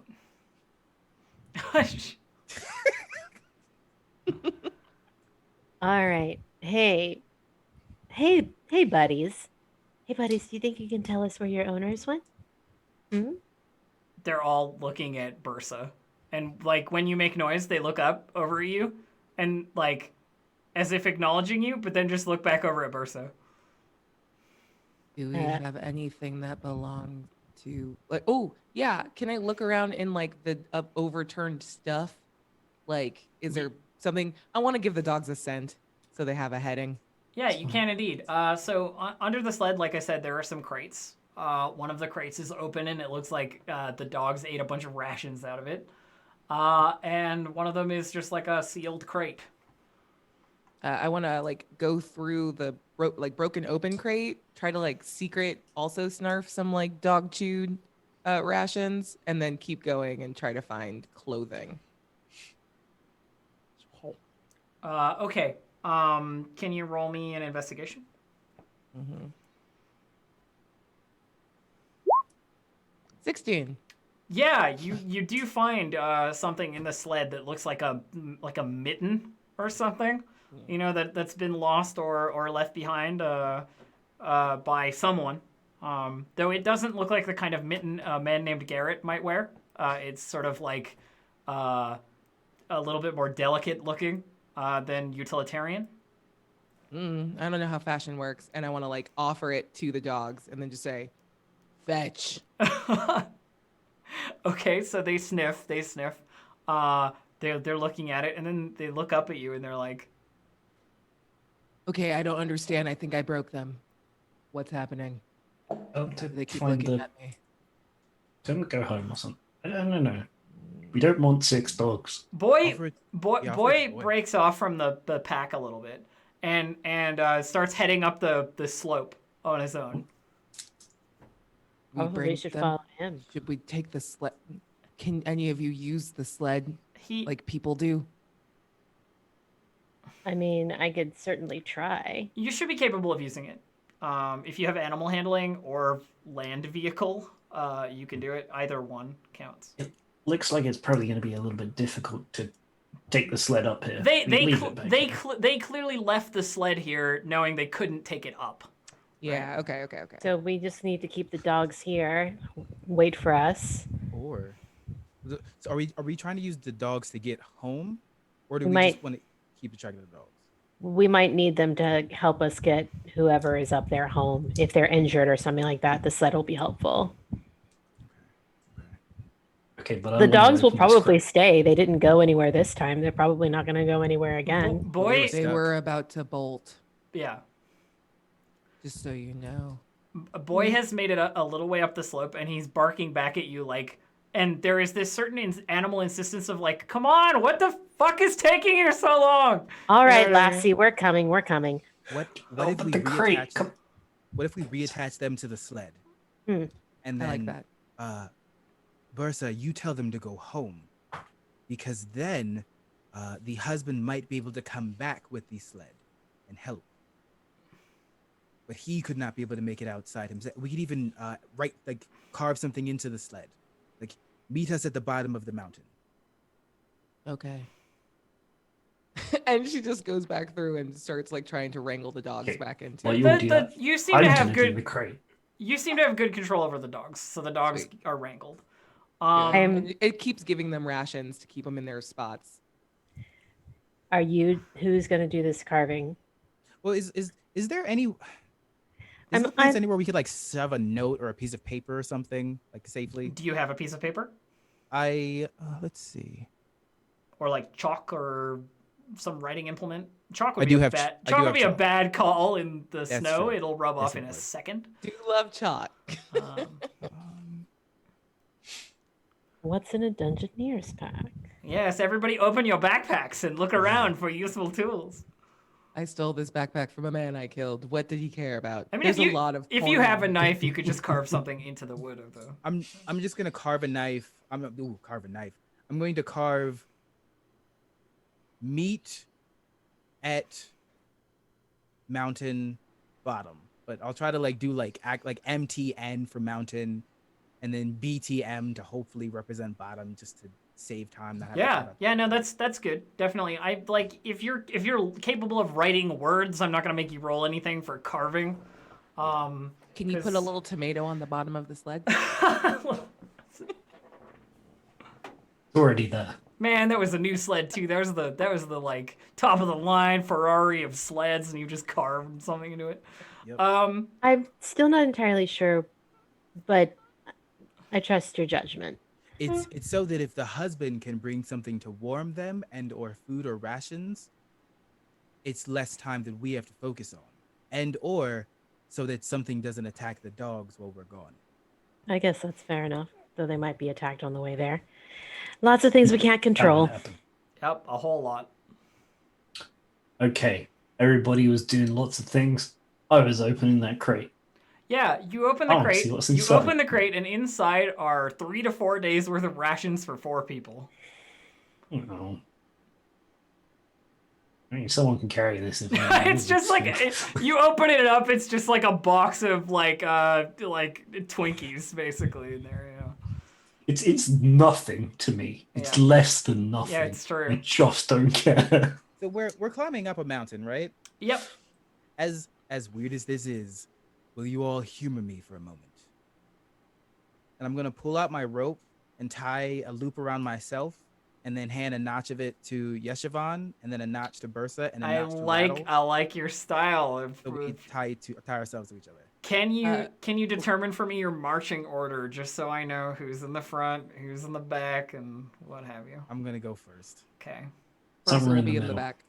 Yeah, I'll be right behind Vedrux. Okay, so we've got Verdrux, Yeshivan, Rattle, Bursa, is what it Uh, sounds like. Before I tie myself into our like beautiful daisy chain, Mhm. I'm gonna get the doll like once they're all strapped in. I want to like get them in the direction of home. Yep. And like ride the sled and start. And once they get up to speed, Just she's hop gonna off. jump off, and then run back to the sled. Yep, that's good. I'm not gonna make you roll another animal handling because it's the same scene kind of happening. So your 22 holds, and they ruff ruff ruff, you know, like barking, running off into the snow with the Have any of you sled done behind dog them. sledding? Yes, actually, yeah, No, I want It's to so so badly. cool. it's so cool. It's so fun. Yeah, it's great. It's a little difficult actually, which is yeah. Yeah. You're Um, in control more than you think. Yeah. It's weird. But anyway, so Boy is still with you, and Boy has started up a Bork storm, waiting for you to catch up, and you recognize So that boy is a Borkstorm sorcerer. you recognize you recognize that this is a mountain, and he's making kind of a lot of noise, and it's snowy. Shut up. Make the dog stop. We're going to be in for an Start avalanche going. if he doesn't. Let's go. Vedrux, you need to make your boy stop. We're coming. He sees you're like on the way, and he's looking in that way that dogs do. That's like, okay, yeah, okay, like you know, like watching to see if you're gonna Yeah. actually follow God, him. this is legitimately my dog. I'm trying to characterize a Aw. dog, and I don't even like dogs. No, so, you no, know, like Elf, you have nailed what my literal dog is actually like. It's horrible. How come we have not yet had show and tell with your dog? Because uh, he's a jerk. He steals my he's wallet. a jerk. Does he knows steal that- too much of your He thunder? steals my wallet. What? If he wants to go on a drive, he steals my wallet because he knows I need that to go somewhere. Yeah. I love Perfect him. boy. I love him. Love him. So it is clear, as you climb, that the tracks and stuff, the wind has like obliterated any possible. It's howling around you. The snow is just like total. And any tracks that could exist from the previous group are just, they've been obliterated. And like anybody could tell that there's no way you could like survival track this. But there is like only kind of one way to go. You know, there's the most reasonable path up this mountain. And so Yeah, you can see where the two bits of texture join in Yeah, the middle and yeah, just you keep just go jumping up- up that? You just go up that one, yeah. Sorry. So you as you're drawing up the mountain, you can't see very far in front of you because there's weather. But you can hear in the distance a noise. And it goes a little something like this. Meh. Meh. Meh.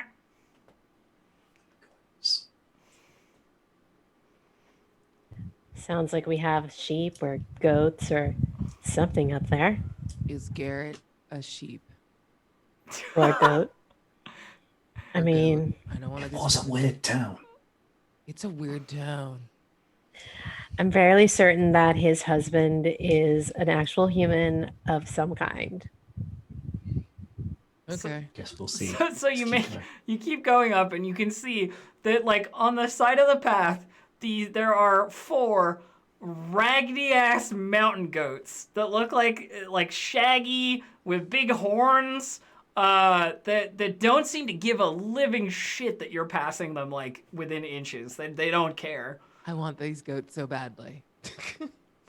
You could have like a little chariot pulled by goats, Oh, I want to be a goat sledder. a snow A goat chariot. sledder.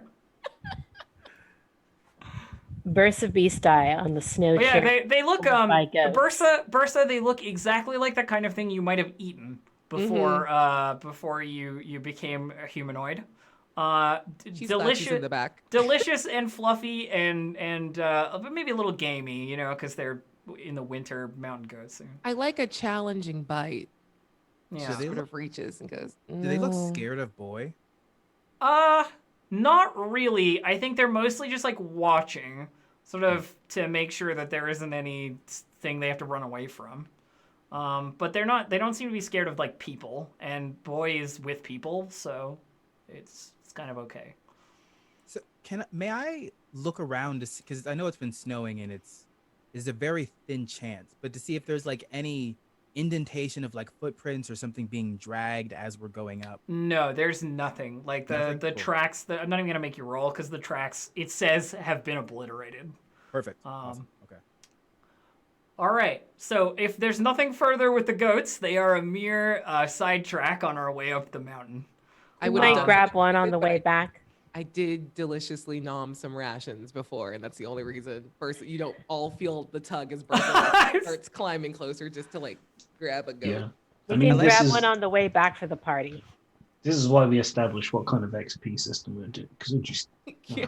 I'll kill 4 goats. I mean, Just new XP each. I mean, it does say they're neutral unless the party attacks them, and then they fight. So Oh, baby. If I die to a goat, I quit D&D forever. yeah.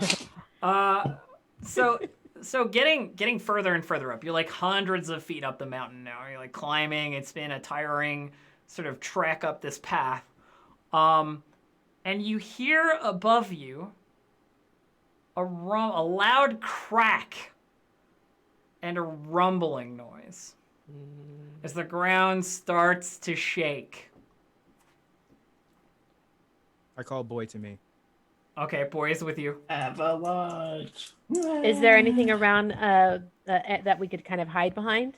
You're on a path, and whatever has happened above you. The immediate thing that you could think is like go forward or go back, but really like whatever it is coming down.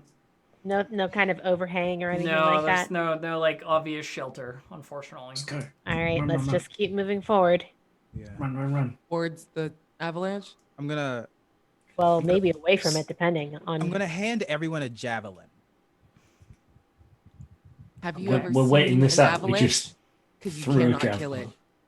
javelin. And Yeshavon drives the javelin down into the ground, and just That. Okay, great.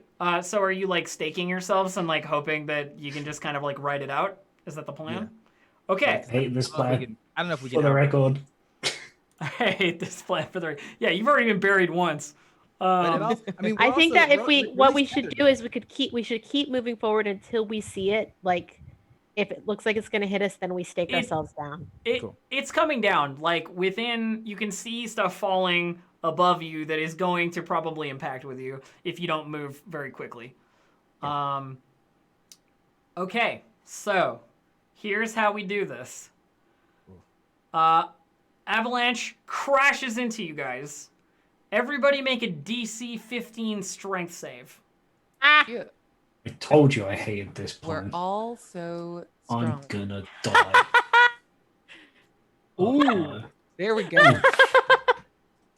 I mean, that's why we're tethered together. Aki, you're the one holding the javelin, right? Yeah, I staked Easy. myself down. I will give you advantage for the javelin, so roll We again. all have javelins. Yeah, I gave everyone Oh, javelins. everybody has javelin? Or advantage Yeah. for everybody then. Sorry, I didn't realize. That didn't help me. No, it It's didn't. just not no. a natural one. No, it didn't, which but honestly, Aki and Gabe can roll again. Hey, 19. Okay. nice.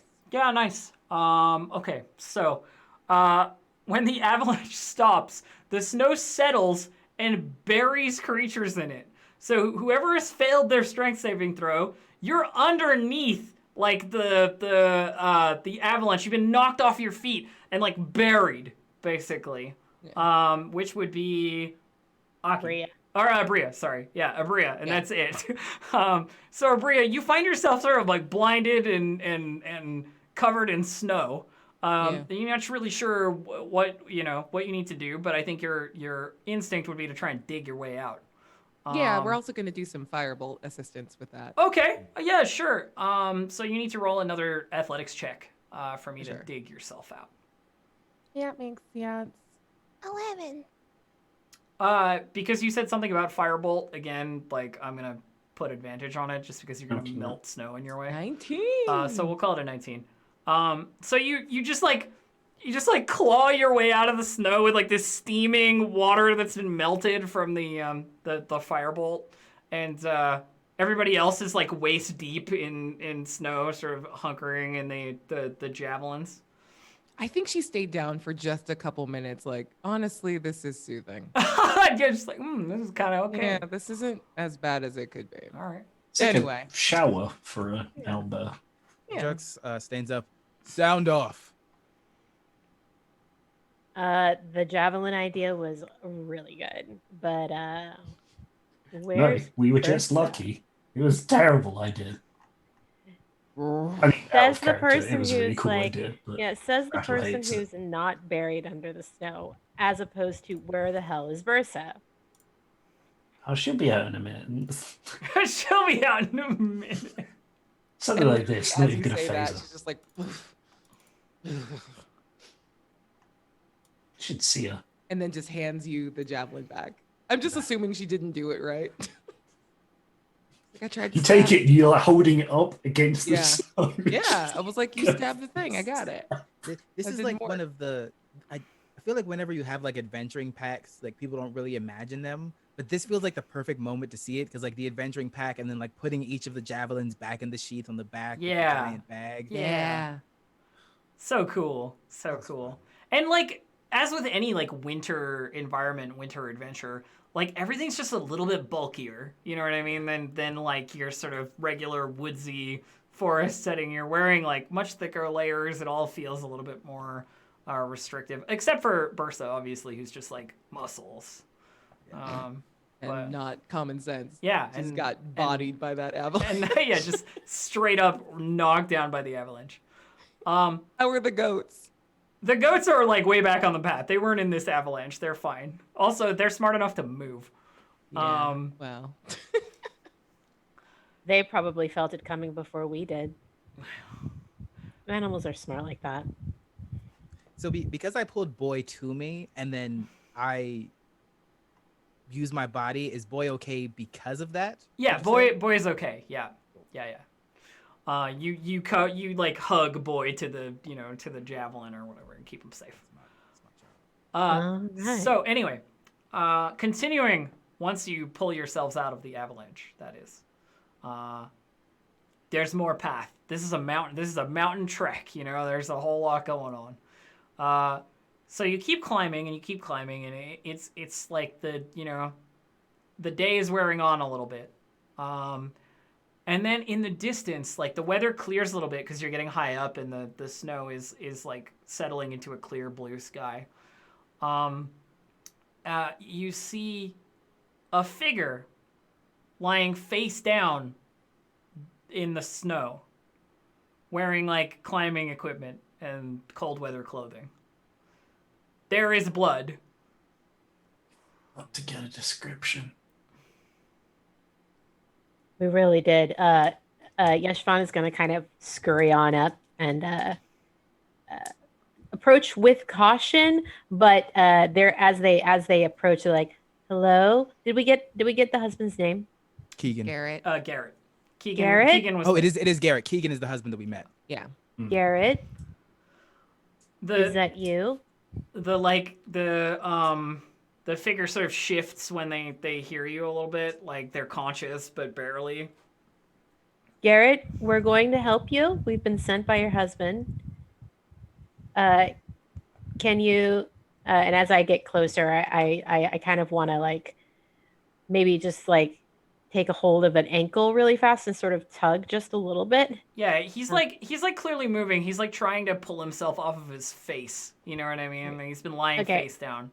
Yeah, I'm gonna try and help turn him over. Yeah, so you managed to get him like over, and it is a human man, and he seems to be responding to the name Garrett when you say it, but he looks like very out of it. How's Boy responding? And Boy is like all over him. Boy is like so happy to see him. You know, you can tell like he's running circles around him basically.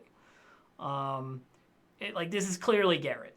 I would love to, while everybody is occupied with the not actually a corpse, so who cares, be checking around in case there's anything else that we are not seeing because we are being distracted. Yeah, you want to roll a perception check for me, Dave?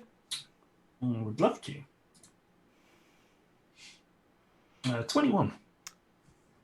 You notice that there is something in the landscape of the snow that is definitely not snow. There's like white fur hunkered down to look like a mound of snow that is definitely not snow. Okay. Without like warning the other ones, because I would warn the thing, I shoot it. You shoot it? Okay. Yeah. Roll an attack roll. Does it know I'm here? I mean, it knows, yeah. Okay, so it's not a sneaky boy. All right. Like whatever, First attack roll of the campaign. Like whatever it is watching you. So 14. 14. Let me check. I think that's a hit. But I'm just gonna check on my little map here. I'm really sorry, everyone. I have a habit of doing this. Last time it turned out to be an old man that was actually a dragon. That is Then it killed me. That is a hit, Dave. Could you please roll damage for me? Yeah. 8 points. 8 damage. Okay, so everybody roll initiative. I shot something. I hope it's good, everyone. Okay, I gotta get your tokens and all that business. Do.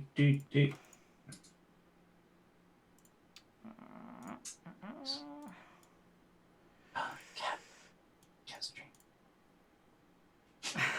Yeah, we are officially a cat stream now. This is Wheatley. Oh. First dogs, now cat. Love to see it. And then whatever. There it were is that I'm killing. goats. That's true. It's true, there were Lots goats. of animals today. How dare you not think of the goats? This is goat erasure, and I will not have it. Goat erasure. Okay. So let's do it like this. And then like this. Okay. I am going to drag you over now. Close your eyes, chat, or not chat, you guys, because you're gonna see it's like all the other way on the end of the Close my eyes. thing. When can I open them? I will tell you in a second. There's a lot to scroll through. Okay, welcome. Oh hell. Welcome. The thing that has been provoked. The thing that has been provoked by an arrow is a mountainous, gigantic, like, cat This thing I looks. think my cat must have known This- in his heart. This thing looks absolutely goddamn huge. Like, bigger than any person for sure. And when the arrow hits it, it yowls and, like, pushes itself up. And it's probably, like, 6 feet tall on 4 legs. You know, like, it is huge. And it has big, nasty teeth sticking out the front, like saber-toothed tiger style. And it looks pissed. Made a mistake, everyone. I made a mistake. Grab Gretel, him. no Let's one go. is surprised why you are a corpse. So Garrett is probably like over here, but I don't have a token for him. He's just unconscious. We should probably try and extricate ourselves from the situation. So initiative time. I Let's see. gotta find my We don't, initiative button. we don't know where the adventurers are either. Probably got 8 by a cat. Okay, Yeah, but we- so I only have 2 people in the initiative order here so far. But you need to re-roll because we're on different. Oh, my bad. I didn't mean to click that. Yes, it's fine. Just get yourself on that initiative order somewhere. Okay. Roll better than last time. I did not. I rolled one less. I did. Which is funny. Okay. Cool. I fixed Well, fuck mine. me. It got so much worse, sir. We can keep the initiative that we rolled Nah, before. it's We just totally need to fine. edit it, right? Yeah, you just need to I edit don't- it. It's okay. Oh, I don't mind. Doesn't matter either way. I don't care. Just Doesn't matter to me. Just you leave just, it as it you is. just. Why is this doing this? I'm clicking the wrong thing. There we go. This crag cat has got. The beams are not It's at 11. not intentional. This guy has beams. Take that Is 11. that Like- normal? Just like stares at you. Shoot. Well, if nobody else I is going die. to change it, I'm going to keep my second one. Okay. Yeah, and me. Where's my initiative for this cat? What we said. I am not used to navigating the. Here we go. Navigating the thing. And then we will put that in descending order. The cat gets to go first. Oh Jesus Christ! I'm sorry. about Tim. Okay. Mistakes were made. So, the crag cat, super pissed that you decided to shoot it, was already getting ready to do this. So, it runs at you like a freight train. This huge thing just like runs at you and pounces. Dave, please make me a strength saving throw. Wait, oh my God! All right, game. This is easy. By the way, everybody roll. has the inspiration because you've all been role playing really great. Hey, Thank you, Elf. I take the strength of my Warforged character and do 8. not fall. 8 is not enough, and you are knocked prone. Yes. Oh, I needed to have hit you with a claw attack, actually. Never mind yet. I'm gonna claw attack you first. All right. Does a Probably 19 gonna hit. does a 19 hit you, Dave? You. Yeah. Okay. All right. 5 Give me the 5 numbers. slashing damage, and you're knocked prone. Oh my God! I'm not dead in one hit. There we go. All right, You were gonna say 14. I was just like, my character's gone. you're up, Dave. All right. I fell down. There's a cat. There's the cat. It's big. I'm gonna pretend it's not a cat because I don't like doing this. But I'll stand up. If it helps you, Dave, it is a large monstrosity according to the stats. Monstrosity. Okay, we can deal with that. I'm not going to attack it. I'm going to stand up, take the disengage action, and run for my life. Mistakes were made. And I yell, grab the guy, let's go. Meow.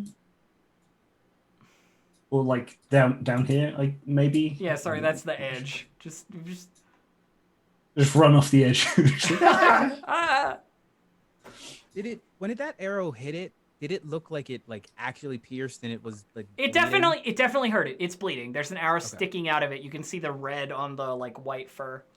Okay. Yeah, it definitely got hurt by that.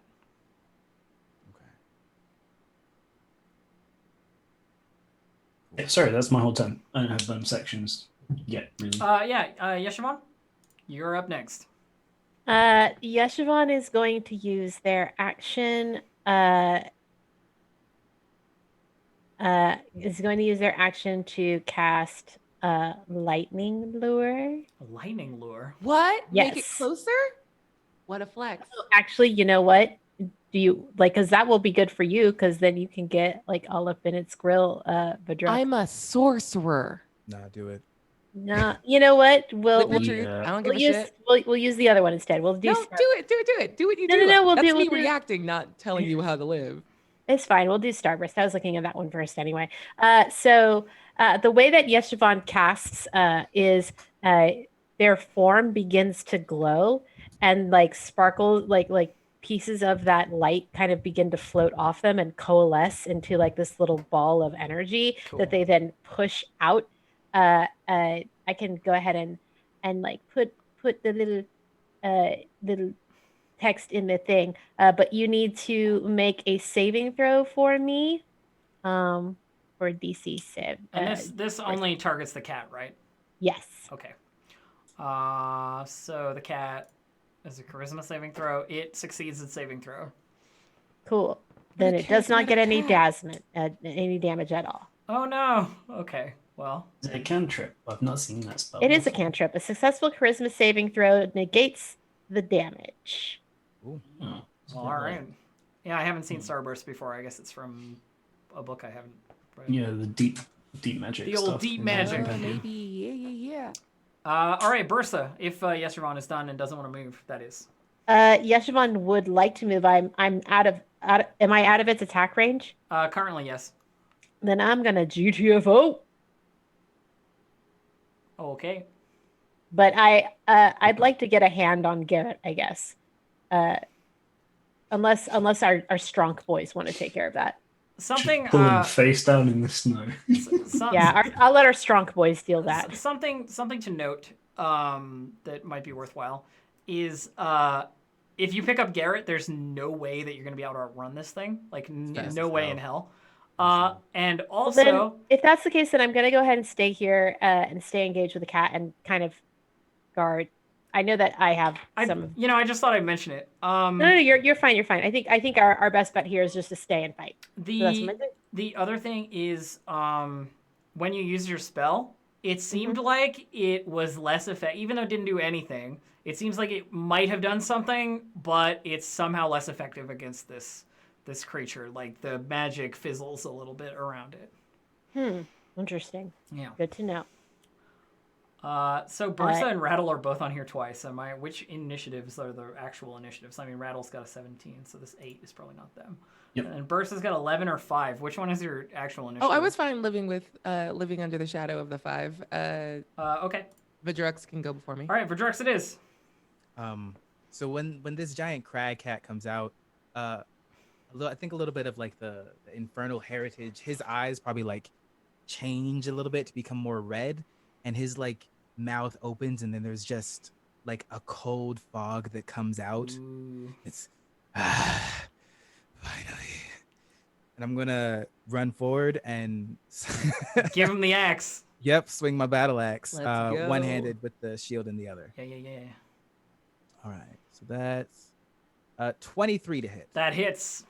for 6 slashing damage. Hell Oh, yeah. you take a chunk out of this cat, and it does again. It does look like it's getting hurt. It's not insurmountable. Hey, Gabe. Yeah. What does your axe look like? Oh yeah. It's a very like Nordic kind of design. With the metal is probably almost got like not glass, but like some strange metal that almost has like a luminescent reflective look to it. Awesome. And like when blood hits it, it probably like slides off. It doesn't stay on from some sort of like coating on it. Cool. I'm going to melt you. Sick. The most normal one. No, what's happening? You know what? You I just told you see his- this kind of grin kind of curl up over Yeshivon's features. I told you his dad used to be a paladin of Tiamat. Some things just leak in. Yeah. Yep. we love it. Bursa, you are up. Oh man, what do I do? I want to hurt it, but I want to jack up everyone. No, let's try this. hopefully it helps. If not, I'm sorry. I will have negatively contributed to our group TPK. Because you guys are both sort of squaring off with the crag cat, and first as it like behind you and taller than you. I'm gonna be banking on the fact that no one's looking at me right now, and that's important for this cantrip.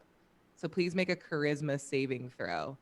I'm gonna use memento mori, but instead of like this horrifying vision of death, rotted and crawling with maggots, what you see is she becomes an illusory version of her owlbear self Mm-hmm. to try to intimidate the crag cat Trying into to running scare away. it. Yeah. Okay. Yeah. So you need a charisma saving throw from me. Yeah. And this is an AOE spell, right? Like anything looking at you. Yeah. Okay. Anything looking. Okay. Oopsie. What was the DC? I'm running away. There's no way to know. Hold on. Sorry. I've forgotten how any of my stuff works. Or It'll be on well, top left 12. of the spell It's at the page. top. It's 12. DC 12. The cat passes the save, unfortunately. Yeah, I figured it probably The cat would. is not intimidated by an owlbear. They are similar predatory level. Yeah, I wasn't sure if there was just like a little edge case. I was hoping for the stun effect. That was a good idea, though. Yeah. What's, And now we know what's that your you have casting mod, Auril? It's a +4. The spell save is only a It should 12. be 14. Should be 14. Yeah, I don't know why it did it as a 12, but Maybe look at the mechanics behind it Yeah. afterward. But even a 14, it passes. yeah. So, Okay, that's fair. unfortunately, it's no good. Totally fine. All right. Time for the crag cat who has I'm another... backing the fuck up though. okay, yeah. Just please, be very clear. By all means. I'll head over to Garrett. Where's Garrett? He's like right at your feet, basically. Okay, I'm gonna start trying to make a rope sling. Like this is less of like Yeah. this action, but she's pulling out her rope to create like a rope sling to like get this buddy on her back. Okay, so the crag cat is gonna try and bat you with a claw, Vidrux. Does a 20 hit you? Yes, it does. Okie dokie. You take 9 slashing damage All right. as the cat nails you with a nasty claw attack. Rattle, you are up.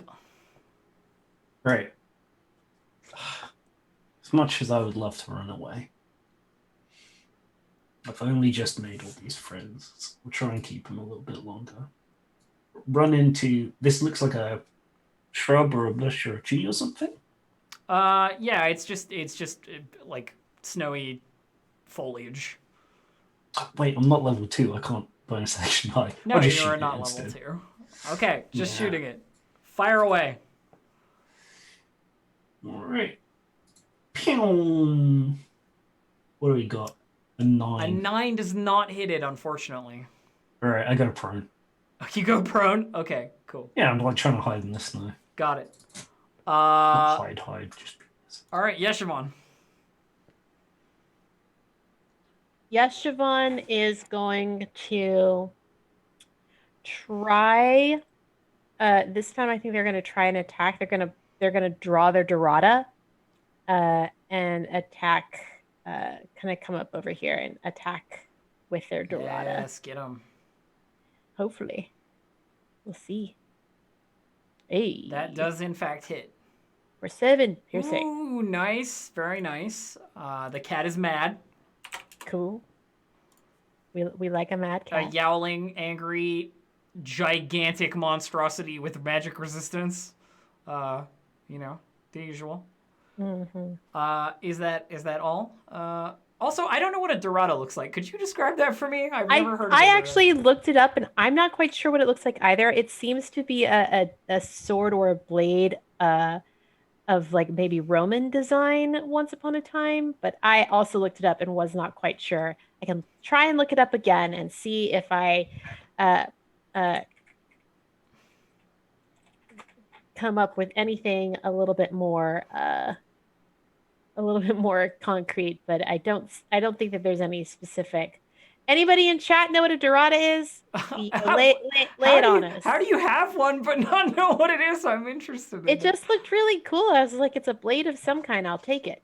Oh, okay. All right. Does 1d6 of damage, whatever it is. All right, sweet. Well, for now, that'll do. Yeah, that'll do, pig. For Drux, You want to give Yes. me the business here? All right. Here's hoping I don't die. I feel like after it hit me, because there's like cold blood running through his veins. So whatever. Like, how did it attack me? I don't remember. Was With it a claw. It with a claw? slashed you with a claw. So I feel like after it slashed and the blood was coming out, it like froze over very quickly. Ah, I can do better than that. And for our inspiration, is it a bonus die or is it advantage? So it's advantage. You can give yourself advantage. Yeah. All right. So I'm gonna attack again. It's not like for a there are 21 to two hit. 21, systems with nice. the same name. For 12 slashing. Okay. The Get it, cat. Callie. The cat is on its absolute last legs after that. You give it like a hell of a beating, but it is still standing just. It looks a little nervous about this engagement all of a sudden. It's scary as hell. Holy crap. Now we make it our pet. Oh, Do it again, yeah. Bursa. All right, Bertha, you're up. Yeah, Bursa's gonna turn and I can't do the thing again. It already passed. But as she like finishes kind of hoisting homeboy up, she's gonna turn and just firebolt it. Yeah. I meant like you did with the wolves. Yeah, I don't hit. A 7 sadly doesn't hit. Nope. Yeah. With my bonus action, I go sit. I don't know. No. It's not an animal, technically. It's a monstrosity, so Yeah, I figured. you can't. I finished hoisting him up. So I are feel like I've owlbears. accomplished something. So are owlbears, yeah. Crag cat time. Crag cat. I mean, I was gonna try and flip a coin, but you just hit it for 12 damage, so I think it's gonna lash back at you. For whatever it can. Let's see if it can bite you. Does a 13 hit you? No, it does not. Oh, you parry the bite as it comes in to like try and give you the coup de grace. And Rattle, it is your turn. All right. I stand back up again because otherwise I'm at disadvantage. And we're gonna use the inspiration on this, I think. Okay. Try and finish it off. We got a 20. 20 hits. I Nice. can sneak attack because you're next to it now.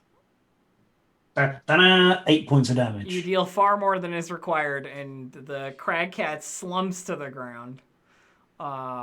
Very, very much spent. Can I give a narrative twist to this scene? Of course. As it tries to bite me, I wanted to get the shield and I want to lift it up so that Rattle like fires past me into like the stomach as I'm holding it Oh up. yeah, that's cool. Yeah, I like that's that. Great. Excellent. But I know if crag Teamwork. cat meat tastes any good. Find out. Honestly, yeah. It's an pretty abomination. It's good. probably not great. Disagree. I mean, to It's fine. to each their own, obviously. But well done, team. Can I just mention that the actual encounter as written is 2 of those. We would Yeah, so We would have been fine. We Did got- anybody Better. take a single point of damage? yes, Yes. both Rattle and Verdrux almost died. I had Oh. 3 health. I must 2 have health. missed that. Yeah, it's a I'm not- monstrosity. Is what I meant. I was Vidrux was playing off being bold and not afraid. Gabe was horrified. Yeah. All right. Yeshivon kind of turns to the you guys. Oh, you guys got kind of fucked up. Are you okay? Probably not, but I enjoyed it. Well, I have to say, red is definitely your color. I'm twisting my head back round to the direction it should be because it like whacked me with a claw. Ugh. I mean, I'm sure you'd prefer it to wear it like not in this particular medium, but I mean, it's not a bad color. Not the first time. So that was a good point that someone was talking about. I forgot. I got distracted by the thing. Sorry about that, by the way. I mean, Anyway. you're the one who almost died. Are you going to be okay? Yeah, I'll be fine. I won't die again. I think I'll just keep coming back. Honestly, I don't know. I've not tested it. Yeah, Let's not. where are those adventurers? Garrett? So Garrett? Garrett is like conscious enough now to talk to you guys. He's on my back, by the way. Oh, he's on your back. He's on your back. He's That like, was could you, what I got- could yeah. you put me down, please? You're kind of crushing my ribs.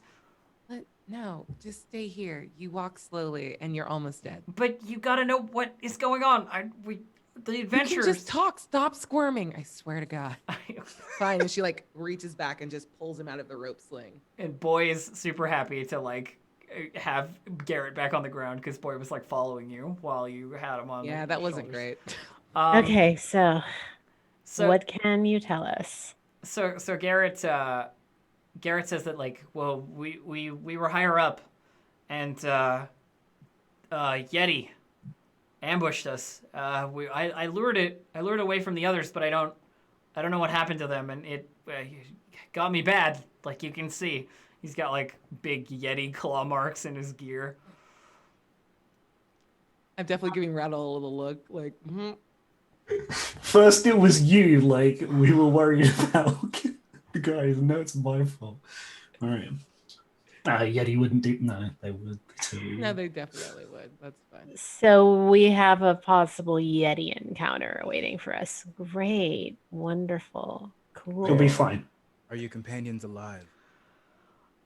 I don't know, but they're definitely higher up. We can go after them. You know. Are There's you in a state to go after anyone right now? I mean, I probably shouldn't go anywhere. He Why like you he down like here? looks as if he was gonna go do heroic stuff and then very tired all of a sudden.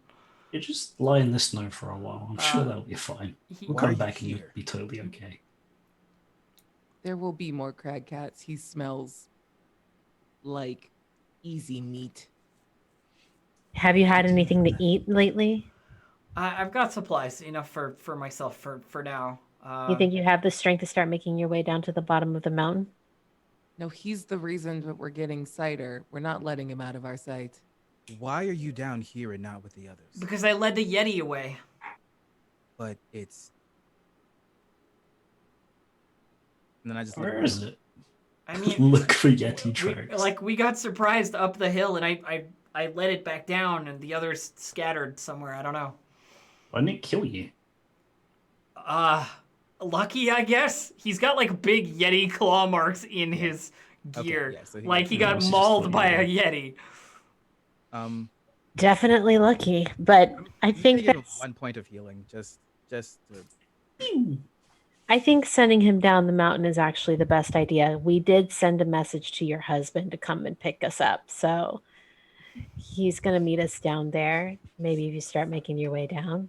Now I'm Man. sad we could have kept the sled. Okay. well, there's a chance that the sled will be back with the husband.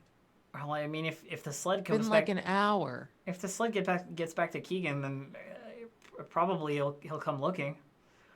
There's Versa, don't worry about it. What are they going? They try to not pay us. Well, yeah. What are they going to do? I mean, we've We got just the take dog. it. That was half of it. so What's there's wrong with you people? What? there's three people We're that were saying with this in me. Yeti. Get out of here. That's right. There's three people that were with me. Big Goliath fighter. Her name's Growling Bear, and little halfling. Paralu and Asterix was a tiefling woman who was pretty quiet and not very nice. That's good to know. And Do you have any magic items on them? I don't know. Okay. Just Let's consider this. If we help this group of adventurers, they can probably help us find the person and group we're looking for and assist in getting to the person we want. we don't want to split it with them We don't have to. Then they'd be because indebted. we'll kill them afterwards. You're very murder focused, and I respect that. That's why we're friends. Hold on. And Bursa's gonna like walk a little bit. I think. I don't know. I kind of want to head towards like. Can I see any tracks on the ground, like Yeti footprints? Roll. I know it's all jacked up by, like, crag cat. Roll survival for me.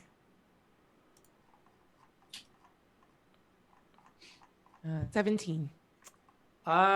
There's definitely like evidence of something as big as a Yeti like kicking around somewhere near here. But it's hard to tell what direction they went, and like there's a lot of like weather that's really messed it up. But definitely, like, he's not lying. He it was a Yeti. Yeah, it wasn't about lying. It's more of a getting a direction. So she'll just sort of walk towards like the mess of bigger footprints and like evidence of where this Yeti was. Garrett, And she's just gonna yell out in Yeti, "This is my kill. Stay away." Okay, yeah, it echoes out into the like the mountain range. Yeah, we'll see if that buys us a little more time. And okay. He's like, there's no immediate response. You're not, Yeah. Just a little. Okay. All right. But so Garrett's immediately like, so are we going up? We're gonna try and find them. You're not going anywhere. Sure. I can wait here, or I can head down. And I'm gonna lean down to Boy. And I'm gonna do that thing that people do with dogs, where they like put their head against the dog's forehead. Oh. Take care of your owner, and be safe. Boy, let anything happen to this dog, I will find you. Boy definitely looks like he's not going anywhere without Garrett. Like, Boy is definitely like Garrett's doggo. Yep. And he says, "I'll wait for you at the bottom. I hope you find them." Does Garrett have any weapons? He doesn't have any weapons, no. I give him 2 javelins. Okay, he takes them gladly, just in case. Yep. And he seems to like know his way around, and he moves quite well in the snow. Even like wounded, he kind of is clearly a survivalist for this kind of environment. Like he knows what he's doing, relatively, which is why he was probably the one to lead the Yeti away. Yep. So he heads back down the mountain, and leaves you to climb ever higher. Yeah. Let's go get some stuff. So We'll save go some get some people. stuff. I don't care. you make your way up a dangerous seeming crevasse, where there are like ropes and pittons and stuff like tied, and you have to climb a little bit, and it's clear that the other adventurers had come through here by the leftover gear. And you end up in front of, I believe, a like large cave, a large frosty looking cave with a big old entrance. And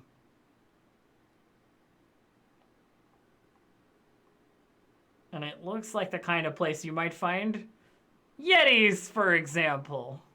Nah, probably not. Do either of you know anything? Well, do any of you know anything about Yetis? No. Did you not hear me just? No. Yep. So, and then she just starts, like, she just changes languages mid-sentence to Yeti. And just, like, said, "This is-" Yes, Siobhan 100% believes Rattle doesn't have any know a thing about Yetis. Okay, I immediately break that by carrying on the sentence in Yeti. Yeah.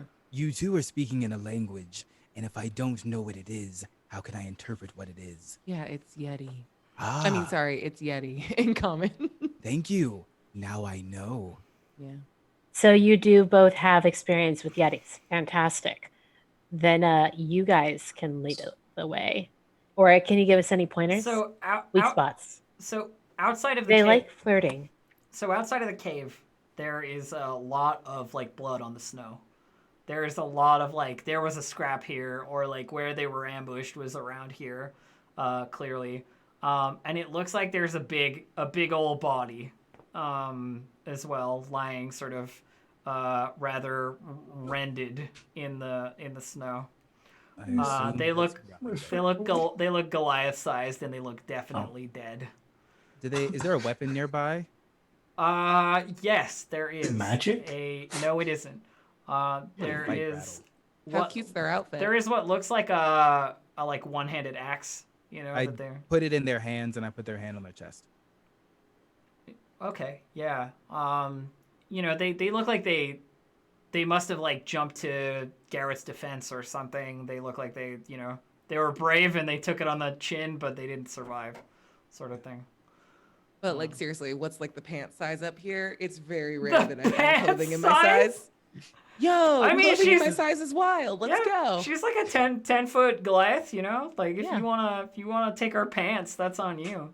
Yeah, so I'd leave the very nice. I don't know why you. They're Put the covered weapon in they're covered in blood. But That's honestly, it doesn't. I think that comes out or whatever, and just steals the clothes. all In right. pockets. If there's any gold. They have nothing worth taking, Dave. Nothing at all. Oh, look. But I put the See, axe back. this time, Dave is the loot motivated person in the party. I'm sorry. I feel like Vidrux, did you know this? It's the bear one, the bear lady. Growling bear, yes. I'm sorry. Is this a friend of yours? No, but it's someone who probably died to help their allies. Yes. Now I'm wondering if any of you would do the same for me. And he stands up and walks off a little bit. Aw. Yeah, You honestly, guys I've not made my mind need up yet. to understand something about Vidrux. He's very, very driven by the idea of honor.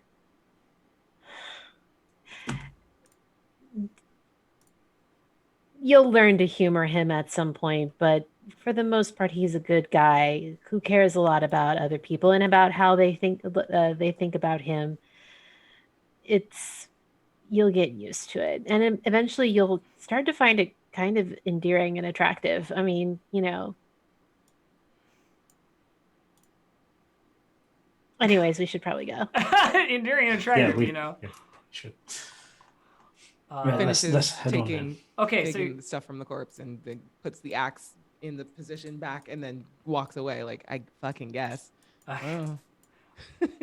okay, so Let's go in you're the cave. You're all headed into the cave. Yeah. Let me move your map a little bit here because I've got a cave for you. I'm just having to organize 1 second. I feel like I'm incredibly overconfident in what this secret is going to give me in terms of actually just being chill with Yetis forever. We will see. Are there any owlbear friends around? You're capable of changing Yeti's demeanors. That much is available to you, but you also have to succeed a persuasion check, basically. Oh, I have So- 6 charisma. You know, enjoy that. We love that for you. Okay. Let me just move the flag around again. Moving the flag. And closing my eyes. I don't know if you'll be able to see anything anyway, but moving the flag. Okay, can you see your characters on this map? Yes. I can see my character, but my character can't see anything. Oh, okay. Yes, Hang on. Let me see if I can Oh, I can see myself. There I am. fix that. Because I'm sure I did so, but you know.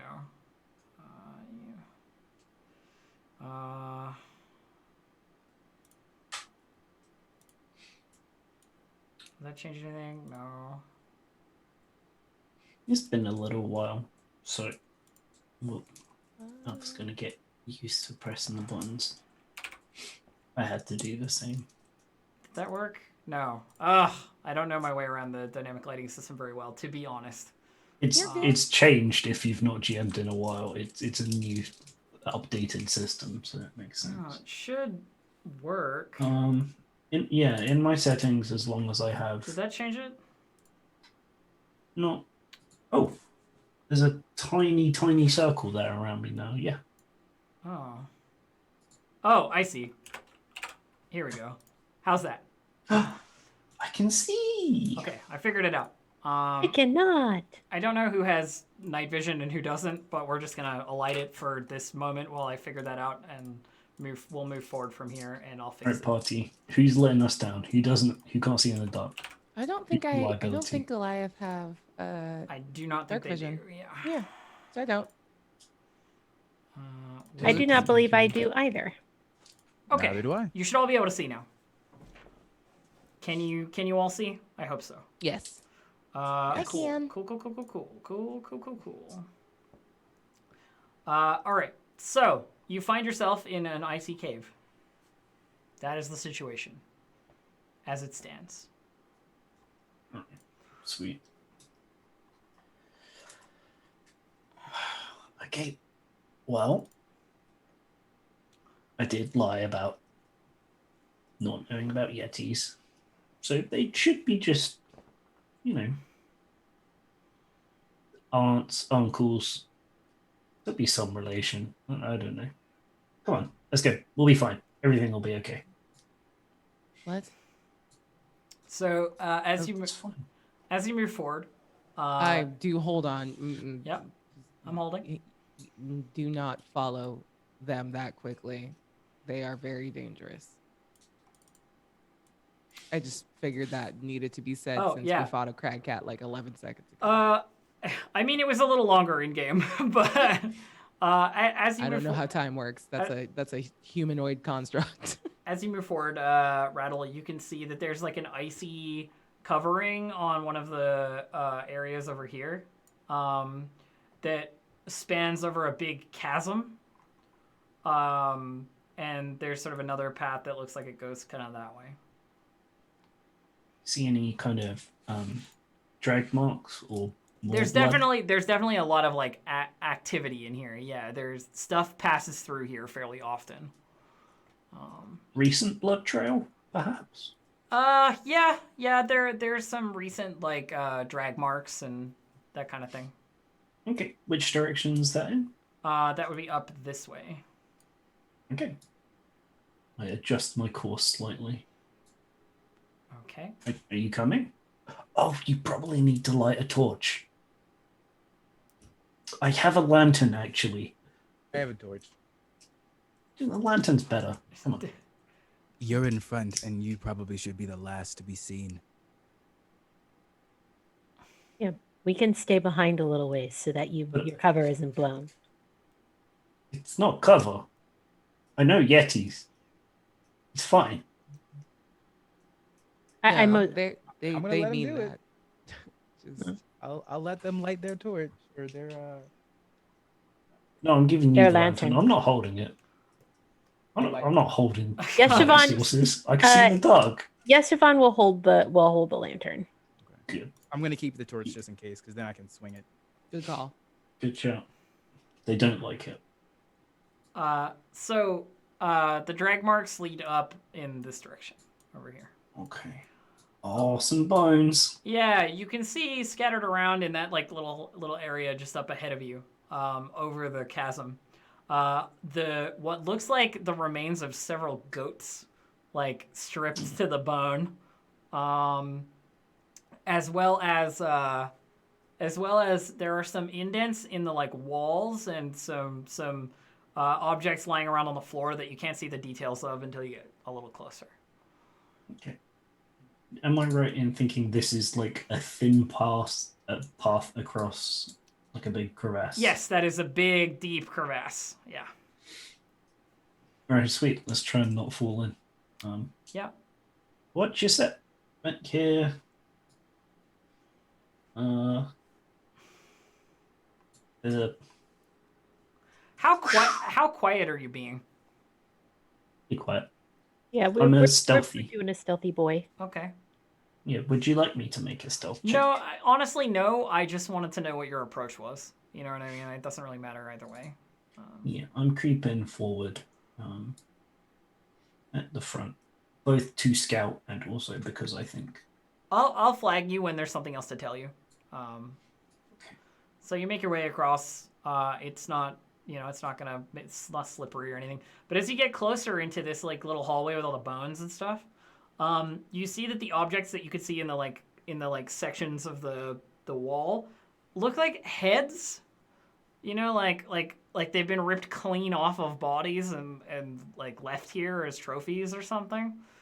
Like decapitated heads of various like dwarves and humans. There's about 7 of them. Well, it's a Yeti game, actually. So you can Ta- collect the.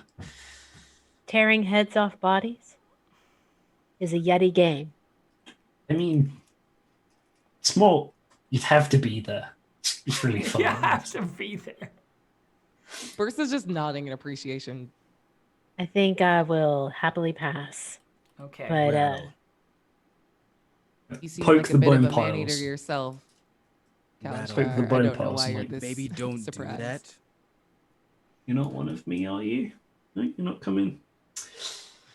You're lost. You are No, still. no, they're all dead. They're all very dead, Dave. I mean, so was I. Yeah, but they're very dead and not gonna wake back up. Do you Okay, need that's any spare parts?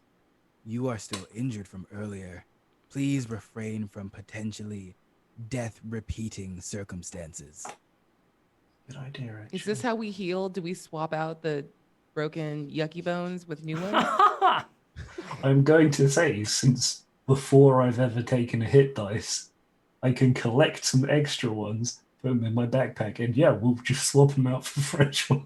Yeah, if you want to. I kind of There's- love that being the mechanism, like for how you can Replace like, skull with goat skull. Goat skull. Goat skull. I didn't know you could be a goat skull friend. We'll be closer friends. Yeah. It makes it harder to hide. Totally. Fair enough. Very true.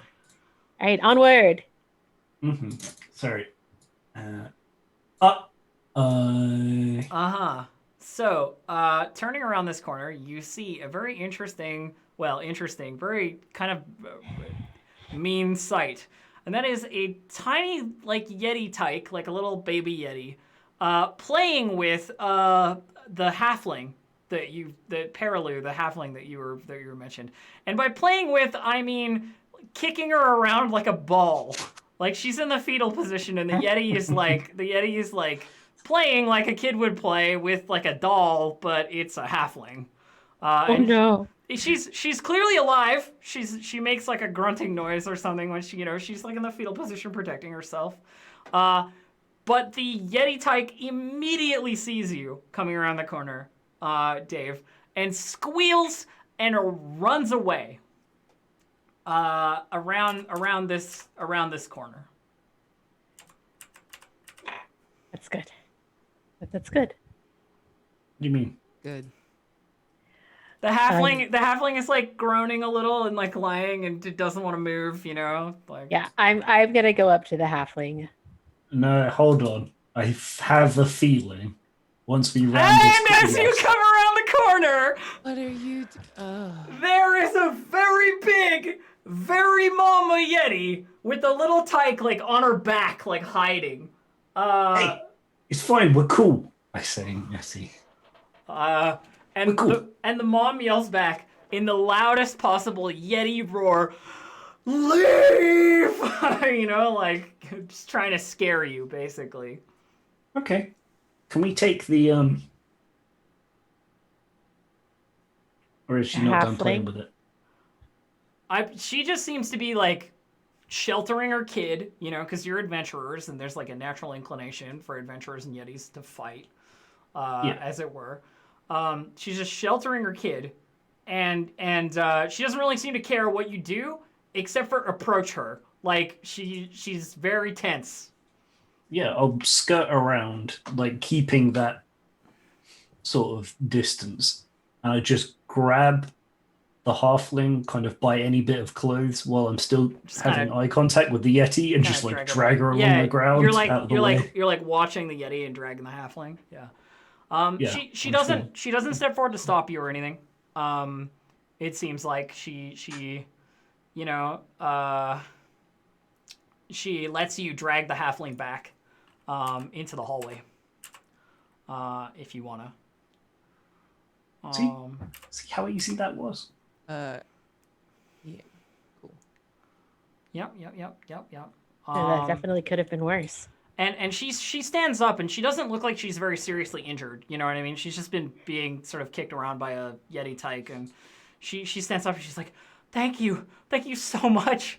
Like real nervous.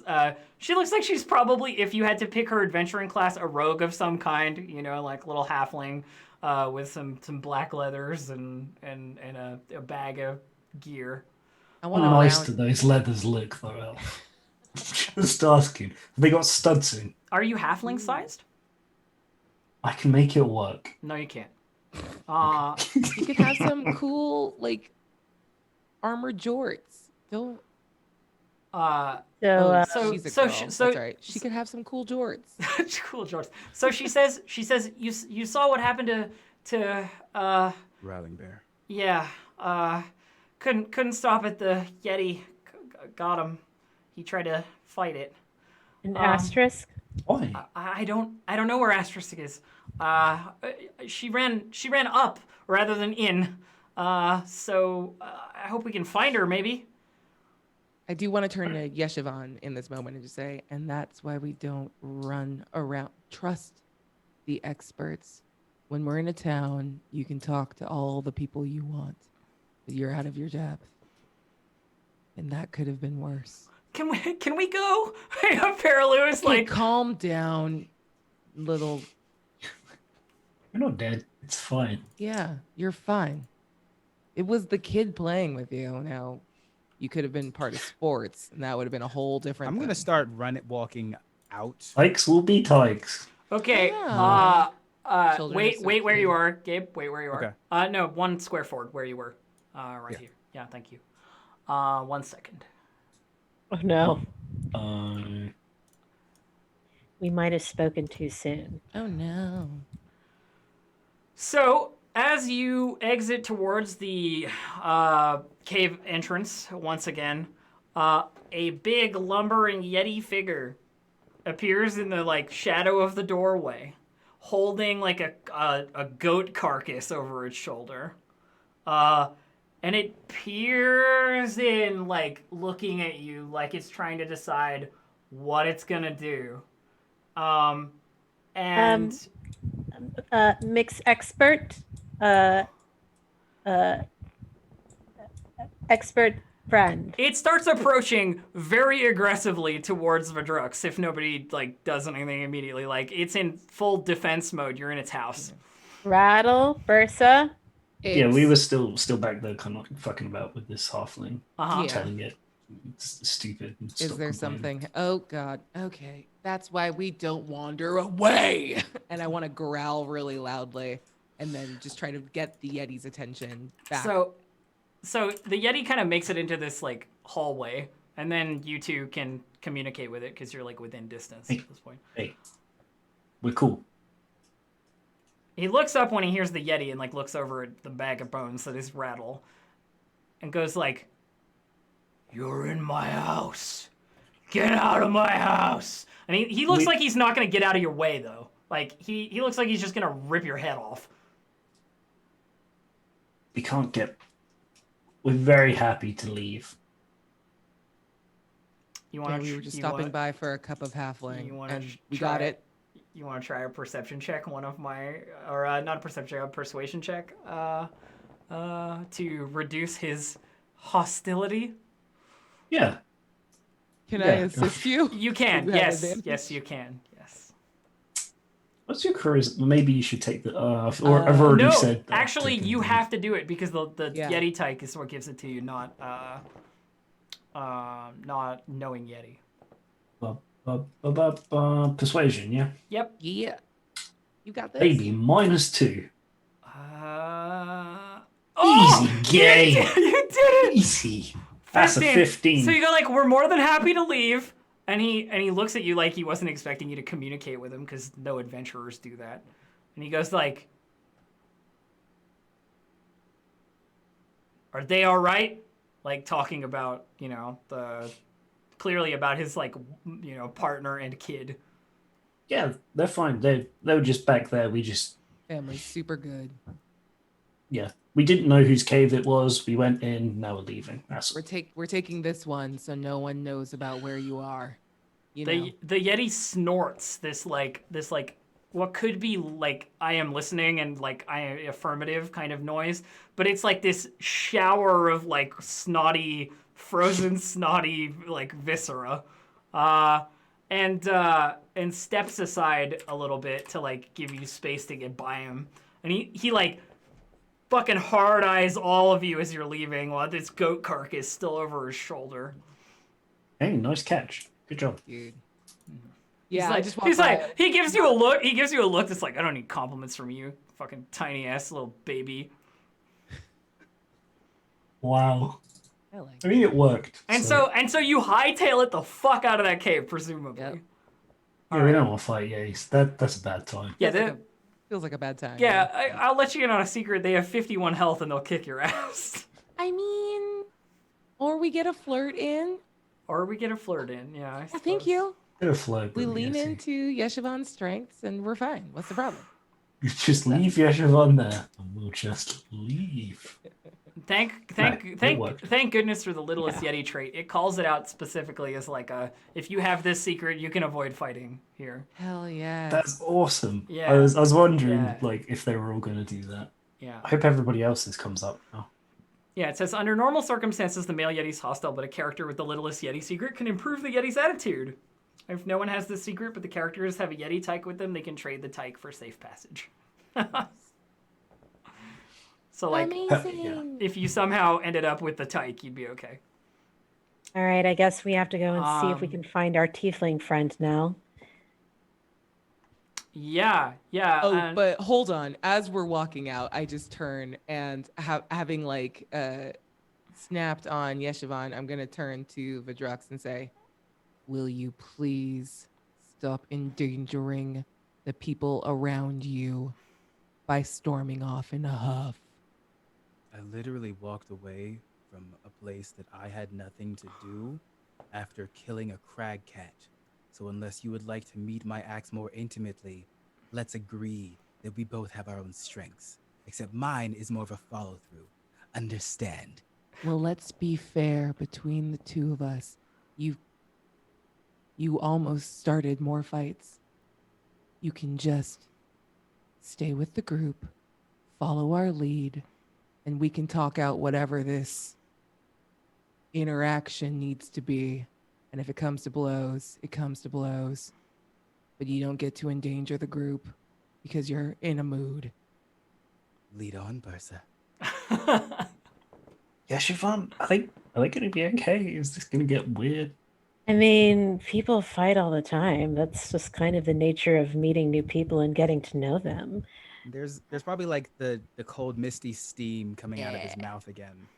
Sweet. But his eyes are distinctly very red right now, with a very toothy smile. And he does not, the entire time they're leaving, step in front of Bursa. He keeps her in front of him. Aww. Fuck yeah. I love this shit. All right, Bursa will lead the group back out. Paralu walks along with you, like, praising Tamora or whatever, things that rogues do. It wasn't tomorrow. It was me. Yeah. And So if you have some Ratamora. reward money, Ratamora? Nope, that's not it. I'm sorry. and there's a path that like sort of leads up. You can see that leads past the cave a little bit further up. hey, your friend Garrett down there Uh-huh. wasn't super keen on her. Like, how much do we care if we like go and get her? We I- should try to retrieve everyone. I'm just saying. I don't know why you're so like. Isn't this fun? This is an adventure. Like we're Paralu is not agreeing with anything that you're saying because her friend Growling Bear got their head ripped off and like she's kind of sad and wants to find her other friend. It's like, well, I mean, it's not fun. It's not fun at all. It was kind of fun, actually. You're like right. we're trying to find everyone. We at least have the status of Growling Bear and we have the status of Paralu. If we come back without asterisk status, I mean, finishing the job is important, Rattle. Always finish the job. Speaking of always finishing the job, you wander up towards what looks like the edge of a vast and deep crevasse, with nowhere to go but down. A collapsed tent lies half buried in the snow near the precipice, and jutting out of a nearby snowbank is a pair of blue leather boots. Next to this grim display, a figure in cold weather clothing sits in the snow, her knees pulled to her chest. Horns protrude from underneath the figure's fur-lined hood. She's like near a ruined tent at the edge of a crevasse, basically. Ta-da! Asterisk? There's no response at all. Do the talk thing, please. I'm going to try. Asterisk, we were sent here by Keegan and Garrett to retrieve you. Garrett, we found further down the mountain. He's okay. He's headed down to safety. Paraloo is with us. She doesn't She- move a single inch, like not even a millimeter. Throw Okay, a I'm rock at gonna her. start moving a little bit closer to Maybe find I out do. whether or not Asterisk is, maybe frozen solid and dead. Uh-huh. So Maybe. you move a little closer, and yeah, she doesn't move at all. Tap, tap. She's very cold, and she doesn't. There's no response. Like she is super frozen. Oh. We have a tiefling popsicle. Didn't want to get your hopes down, but that's a thing I've seen of humanoids. Right before they freeze, Does their so brains can I break and they think that they're overheating and they take their clothes off. can I go Parallel down to where she is? where she is, yeah, you can. Yeah. Does she have any like identifying things on her? Like that would identify her as Asterix. Yes. She's a tiefling, which not super common. And she's definitely like dressed like a wizard. She's got like a robe and stuff. And Does she have any like accessories, like a necklace or a she's ring? she's got a book like clutched in her hands. Is there any way that I can, breaking her hands, take the book out? You can probably like prize it out, but you'd have to be really gentle. I'm gonna try to gently take it out. So you take the book, and you can see that she's got like belt pouches of like various wizardy things as well. If you want to like look through her stuff. Yeah, you mentioned some boots. Yeah, there's a pair of blue boots sticking out of a snowbank that it might like look like they're a separate person. You know what I mean? Like that's a different person entirely. I want the shoes. You gonna go for the blue boots? Okay. Yeah. So Rattle walks over to Blue Boots and starts like pulling on the shoes. And in pulling on them, you pull like the body of a dwarf just out of the snowbank, but he's missing his head. He's just a headless dwarf. Sports. Oh my god. Um, Oh god. Did a little bit of dwarf tossing, it seems. Boots Oh. are nice though. yeah, the boots don't appear to be special except for the fact that they are blue. I want them. I want them anyway. Okay, It's a memento of our adventure. you take them, and searching over this dwarf, you also find a potion of invisibility. I take it. I don't tell anyone. No, Okay. actually, I'm not going to be that kind of rogue. Yeah. I'll show everybody. Look. Ooh. Verdrux, looking through the book, Yes. it looks like it's definitely her spell book. She's clutching like a prized possession, and it's got various spells in it of an arcane nature. I'll probably just say like a sort of last rites. May you find peace through some sort of grace of Bahamut. May you feel no longer the rage of Tiamat. And may you find a balance of Io. There's a sort of like glowing warmth, as if there's like a reception of like your words from somewhere. There's a change in the wind a little bit. Right. But other than that, there's nothing, and she's still curled up with her hands around nothing. Kind of frozen solid. She did not have horn warmers. That's the difference. That was the difference. Yeah. Hey, Vitrix, you seem down with the gloves. Is there more to that? Yeah, I was gonna wait for you to. I think I need a new one now that I'm dead. So on the way back, could you go through the options with me, please? I don't think my options would be good for you. But you know the other ones. Yes. Paraloo Is speaks. that- Paraloo speaks up like, tomorrow's pretty good, and then we cut. We did it. We've done an episode, a whole adventure. We done it. Episode 1 in the books. We're Fuck gonna level up. yeah, and Oh my and god! not yet, but prepare for it because once you return, you'll get a level once you hand it in. So, prepare I'm gonna see for Turn Back. prepare for Are we a still level. doing the travel down? The travel down can be alighted up until you get to the bottom where Garrett is. I want to grab the axe from the Oh yeah, Goliath. yeah, from the Goliath, yeah.